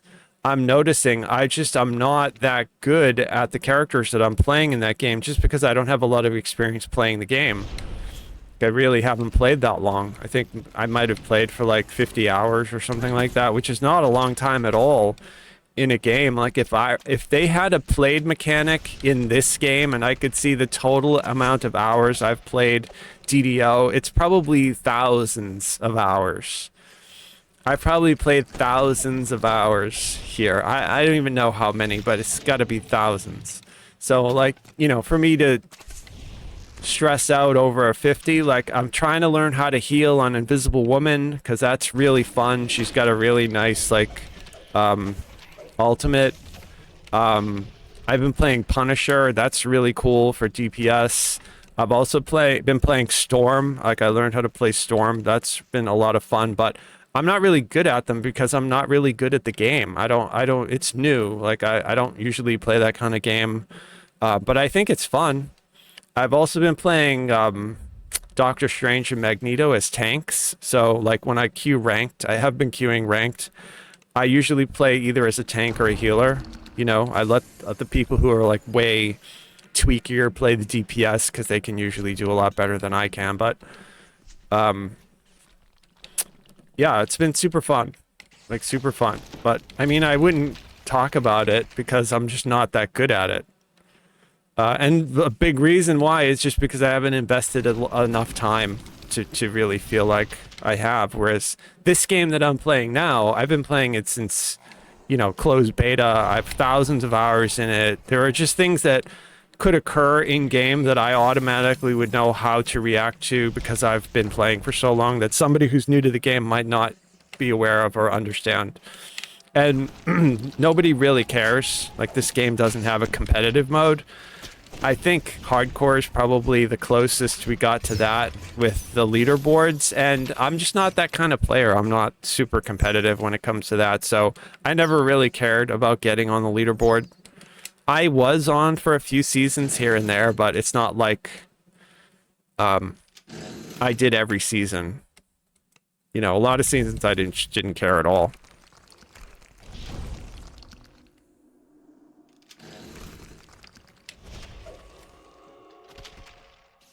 But there was a time when I used to care about stuff like that. Most of that was when I raided in Star Wars.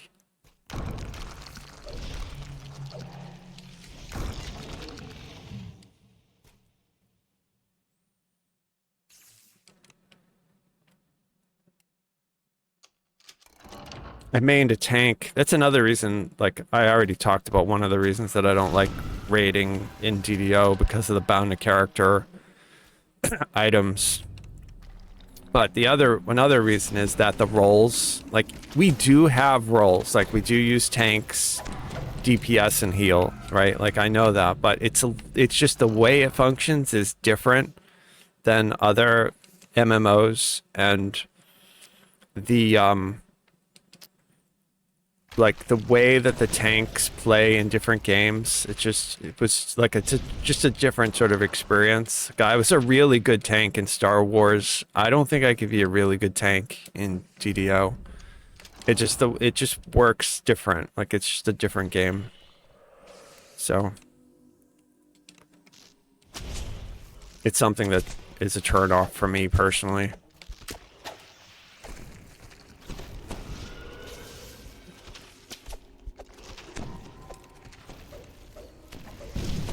Although they have, over the last few years, made improvements to the tanking experience in DDO. They've given us, like, aggro lock, you know, like, so you can actually, like, force a monster to attack you and only you. That's huge. That's really good.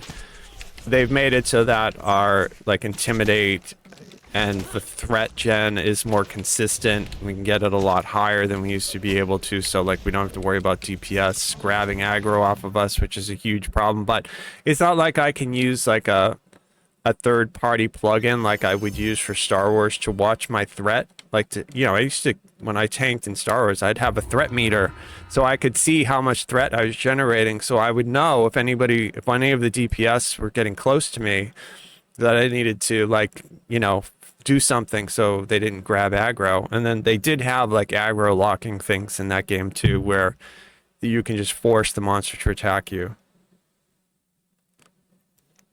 The other thing too that they had in that game, they have a lot of mechanics that you can do like guard style things. So like if a healer is got aggro or is getting attacked or something, you can like throw a guard onto it, onto the healer to like siphon some of the damage onto you. There's you can like get some of their threat off of them onto you. Like it's just a lot of stuff that just intuitively works for in like a raid environment that we don't really have over here. So there hasn't been like I said, I'm a really good tank, but I just haven't really been motivated to do it over here. The other thing too is in DDO, if you're gonna build a good tank, you really have to like throw your DPS out the window, and then unless you have a static team that's gonna level you up, how do you level up? Like you'd have to basically level up with DPS abilities and then respec when you're gonna raid into your tank stuff. Because you're just all you care about is your threat, your hit points, your armor class. At that point, you're not really doing any DPS. So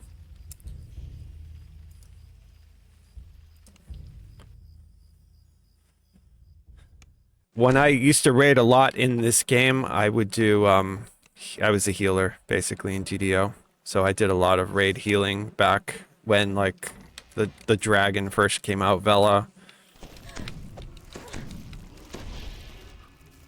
We used to do that all the time.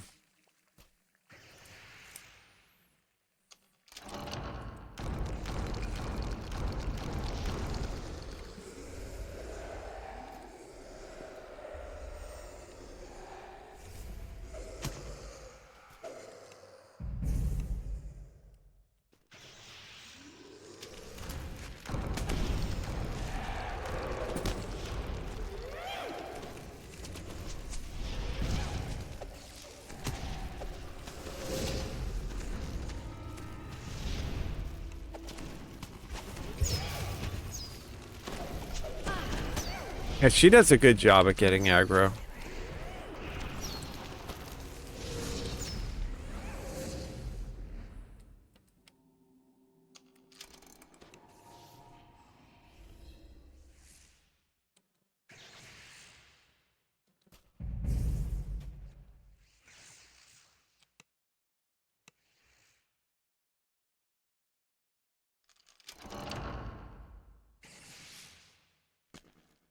Yeah, I don't need to worry about any of this stuff. I'm just gonna try to get in and out as fast as I can for this.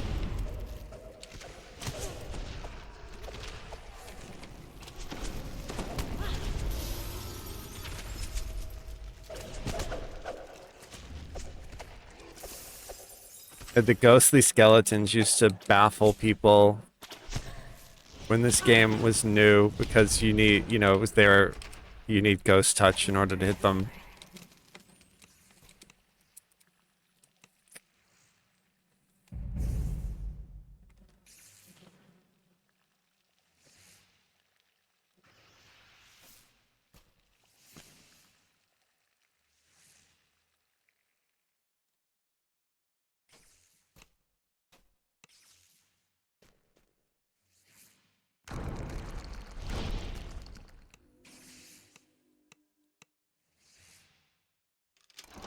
This is a weird quest, though, if you think about it, right?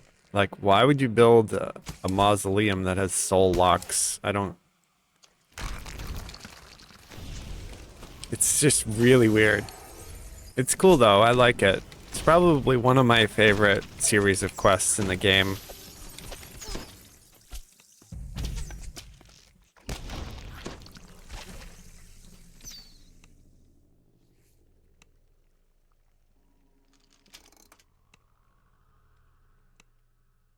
Get that collectible.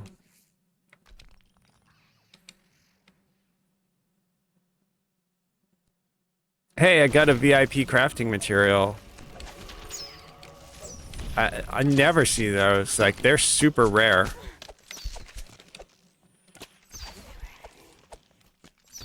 It's good, though. We just got it. I think that's the fourth one that I've looted. This here, I'm going to show you guys how to do this one really quick. You don't run up there. You need to have jump. There's an invisible ledge right here. See it? I'm on it. You can't even see it, but it's there.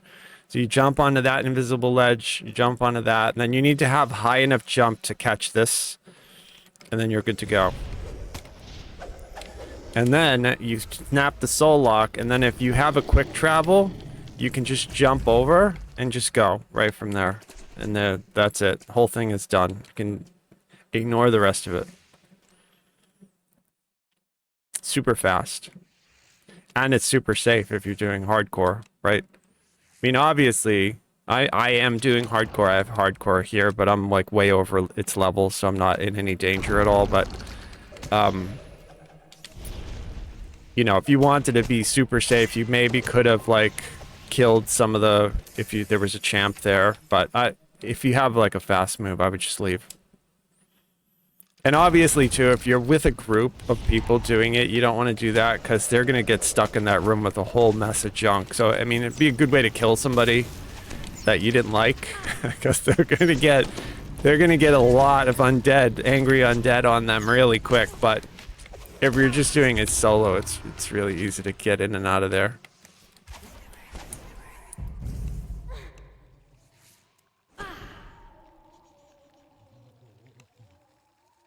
Let's see if we can get a piece of gear. Nope. Why would I think that I'm gonna get something? That's just silly, crazy talk. We don't get loot. I haven't got a piece of loot since 1974. When this game first came out.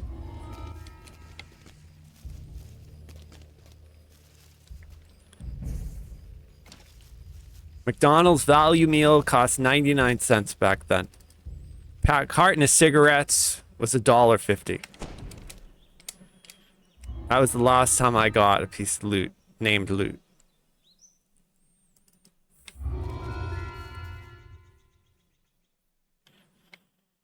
Alright, so my instructions for activating the Necropolis, the Necro quest, which is Delira 4. You have to talk to Doofus number 1. He was outside. We just talked to him. Doofus number 2 is this dude over here. They're all named Doofus, by the way. So in-game, his name is Hargo, but we call him Doofus number 2. So you have to bluff Doofus number 2. I don't think you really have to do the bluff anymore. You used to have to, back in the day. You used to have to do this bluff. So, like, people would borrow... I think it's like 20 gold. I made the bluff. I don't even think you fail the bluff now. I think they changed it. So we talk to Doofus number 2. Then we go in here and we have to talk to Delira. Delira is not a Doofus, right? We go in on Elite. People go in on Reaper. There's no need to go in on Reaper. Just go in on Elite. It's fine. And then we'll advance the quest. Now we're on the quest. Return to Delira. And we should have, in our quest log, we should have it ready to go on Thrall of the Necromancer, which is right there. So that's good that we're ready to go.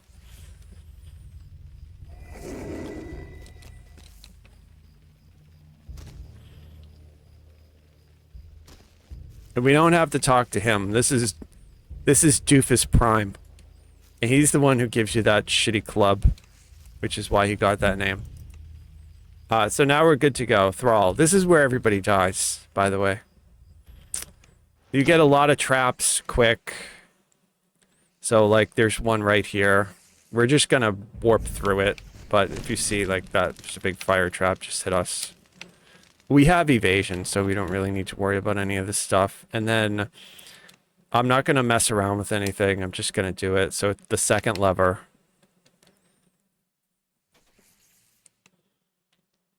On the left.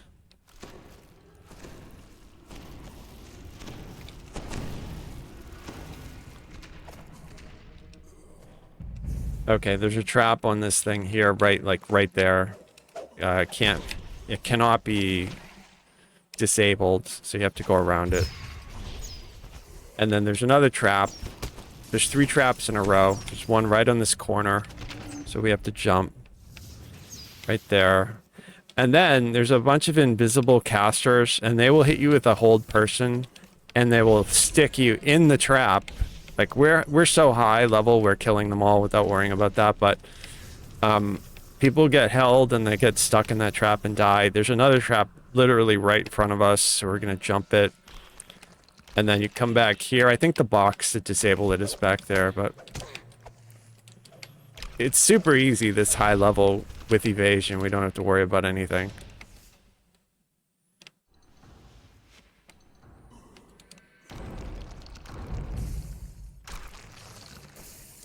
And I'm just gonna basically try to get in and out of here. Like, I'm not gonna spend a lot of time messing around with monsters.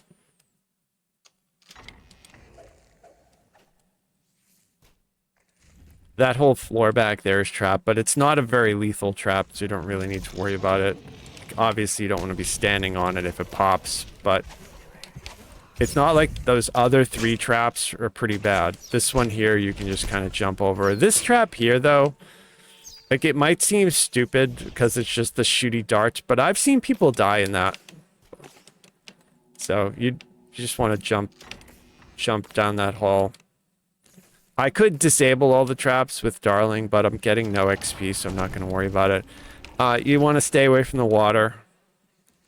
So it's always a good idea in the older quests to avoid any grates or water or something like that. It just pops a bunch of stuff that's going to come out. But you can see there's already a bunch of stuff, right? So there's a lot of mobs in these quests. Not going to worry about any of it. You know what? I'll leave my my Heart Guardian. We'll let her have fun.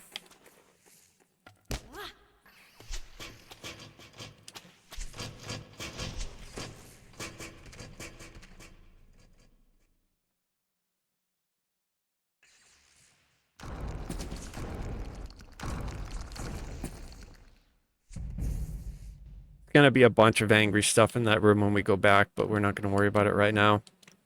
Pretty sure the first two levers are trapped. This one's not.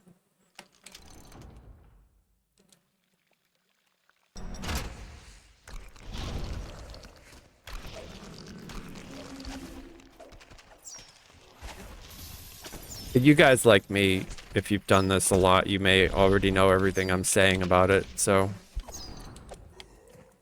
we just have to get this lever up here, and then we're good to go. At level, these ghouls hit really hard, so...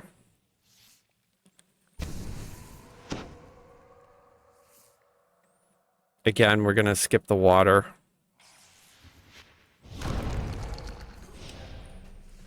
I'm just gonna jump through here. Oh, I missed the ladder. This is on a timer. It sucks. Usually I try to just grab the lever and get the hell out of here, but...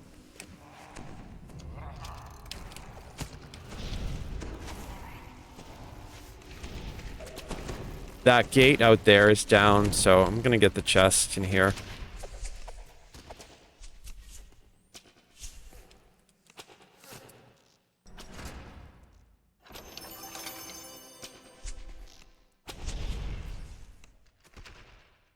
Yeah, see, the gate out there is down. So, I mean, I don't know if they added that, like, new or something.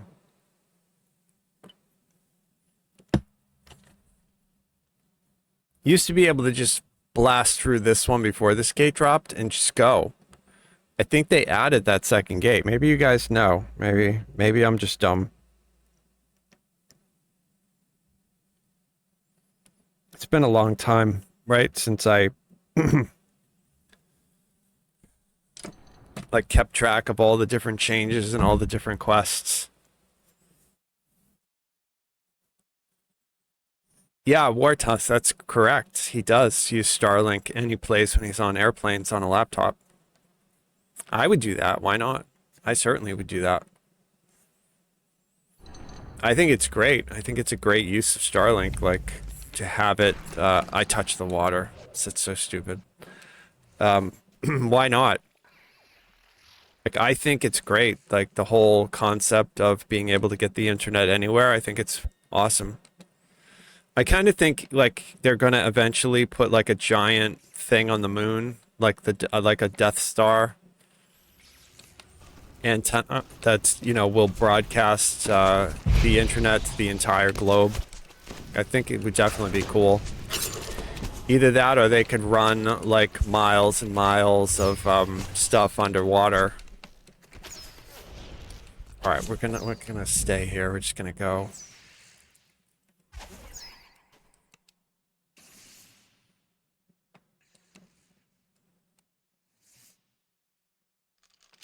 Yeah, it says a lot about the speed of the Starlink too. If they can get MMO quality speed, like that's really good.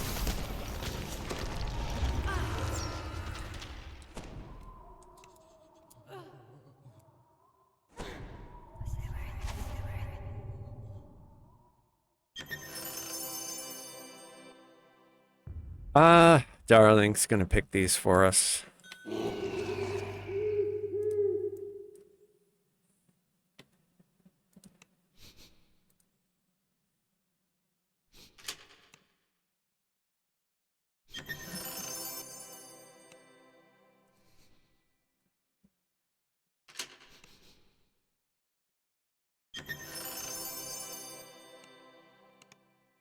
Just a bunch of junk.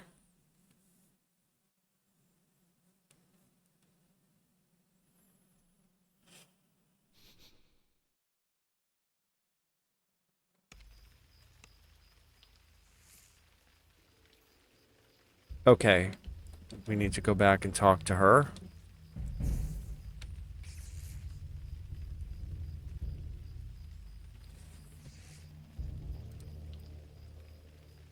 She will give us our trinket. And we can take this trinket and the cloak. We just want the normal voice. I already have an epic voice. We'll just take the normal voice.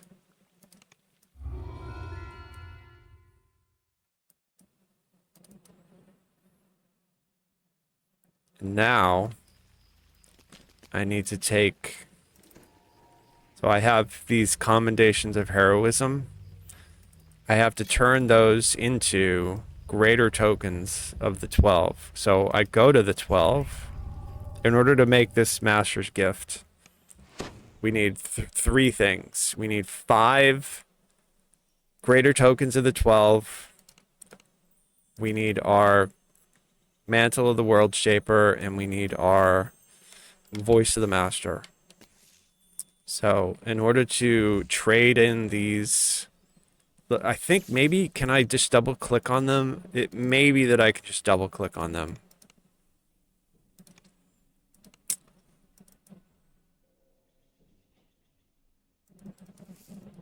Okay, no, I can't. So I actually have to trade these in. I think I can trade them with this dude right here. Yeah, all right. So I have to do one at a time. Oh, actually, no, I can do 5. So we'll do 5.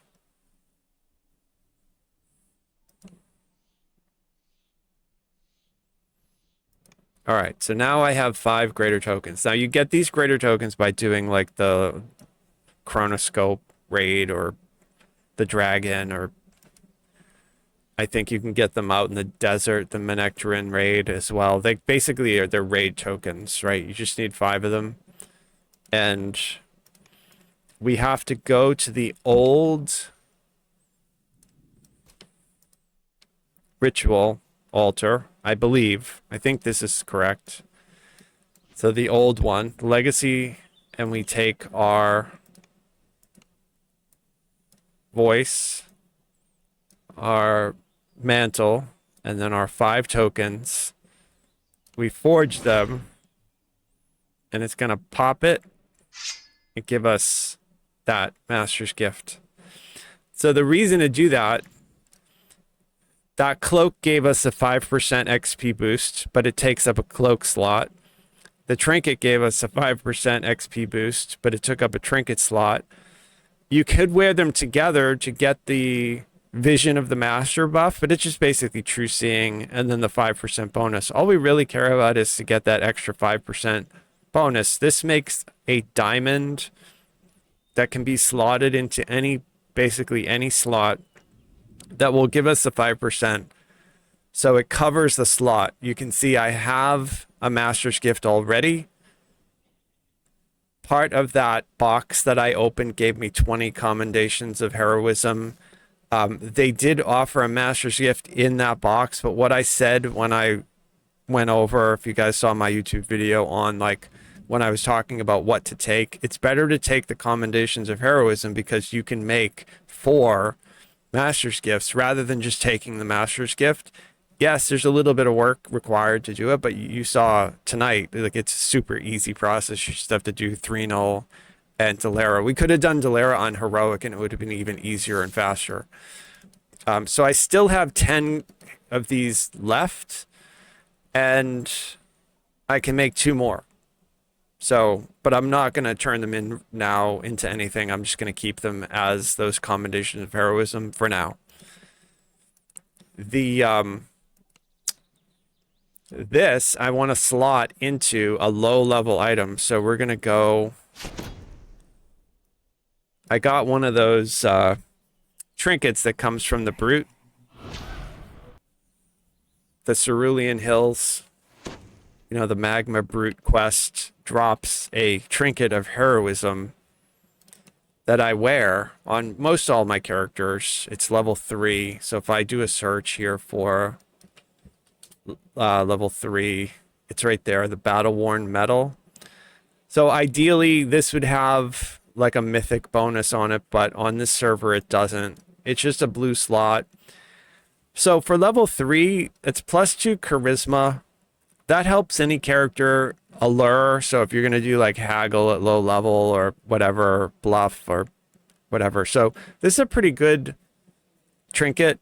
And then heroism helps with your attack, saves, and skill checks. So that's like super huge to have if you were doing a rogue, if you're doing a dragon lord, like any class would benefit from this. So this is a pretty good solid trinket. My master's gift is minimum level 1. This is minimum level 3. So it's not going to alter the level of this at all. So it's like a really good fit for this. So now basically I have my 5% XP boost at level 3 with heroism and charisma. We could try to farm to get one with a mythic boost on it, but I'm not going to worry about it. Like on Sarlona, I have one like that, but here on Cormyr, I just wanted to get like a low level item that had the 5% bonus. And while you're leveling up, if you're new to the server, like that's huge. Like 5% from that, we get 5% from our guild buffs, and then any XP potion, you guys can see I'm using a 20%. You don't really need to stress over the percent. If you're like, if you want to whale out and get the 50%, yeah, great, that's super. But even if you get a 10%, it makes leveling up that much faster. If you're on a first life tune, you probably won't even notice it, but if you do any sort of TRing, the XP requirement to level up gets significantly higher, you know, with the second life, and then the third time you TR, it just takes an awful long time. So having at least 20% really helps to sort of make it so that your leveling up doesn't feel like a slog. And that's why having the master's gift is super helpful. Also, for us doing hardcore, because I am doing a skull lantern, having an XP buff helps. It increases the amount of durability that you get when you kill a Miststalker. So you want to basically have as many sources of XP bonuses that you can get in order to make your fill go as fast as you can. So we have our master's gift, we have our guild buff, and we have the XP potion. I do not know if you were to run a 10% XP potion versus a 50%, if you'd get a little bit more durability. Maybe, but I don't think, again, it's nothing that I would stress over. It's just something to be aware of. Where are you going? Hunting for gold that is flowing. Somewhere in the cold world, here there is no knowing. Hey la, oh la la la.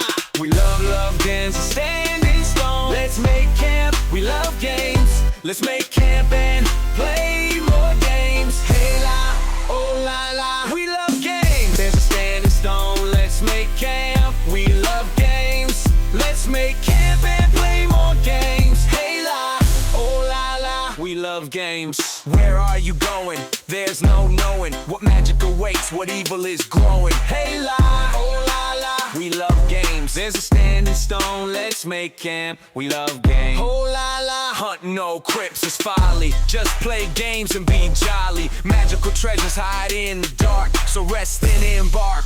We love games. There's a standing stone, let's make camp, we love games. Let's make camp and play more games. There's a standing stone, let's make camp, we love games. Let's make camp and play more games. Hey la, oh la la, we love games. Hey la, Mary la, oh la la la la la la la la la, oh la la,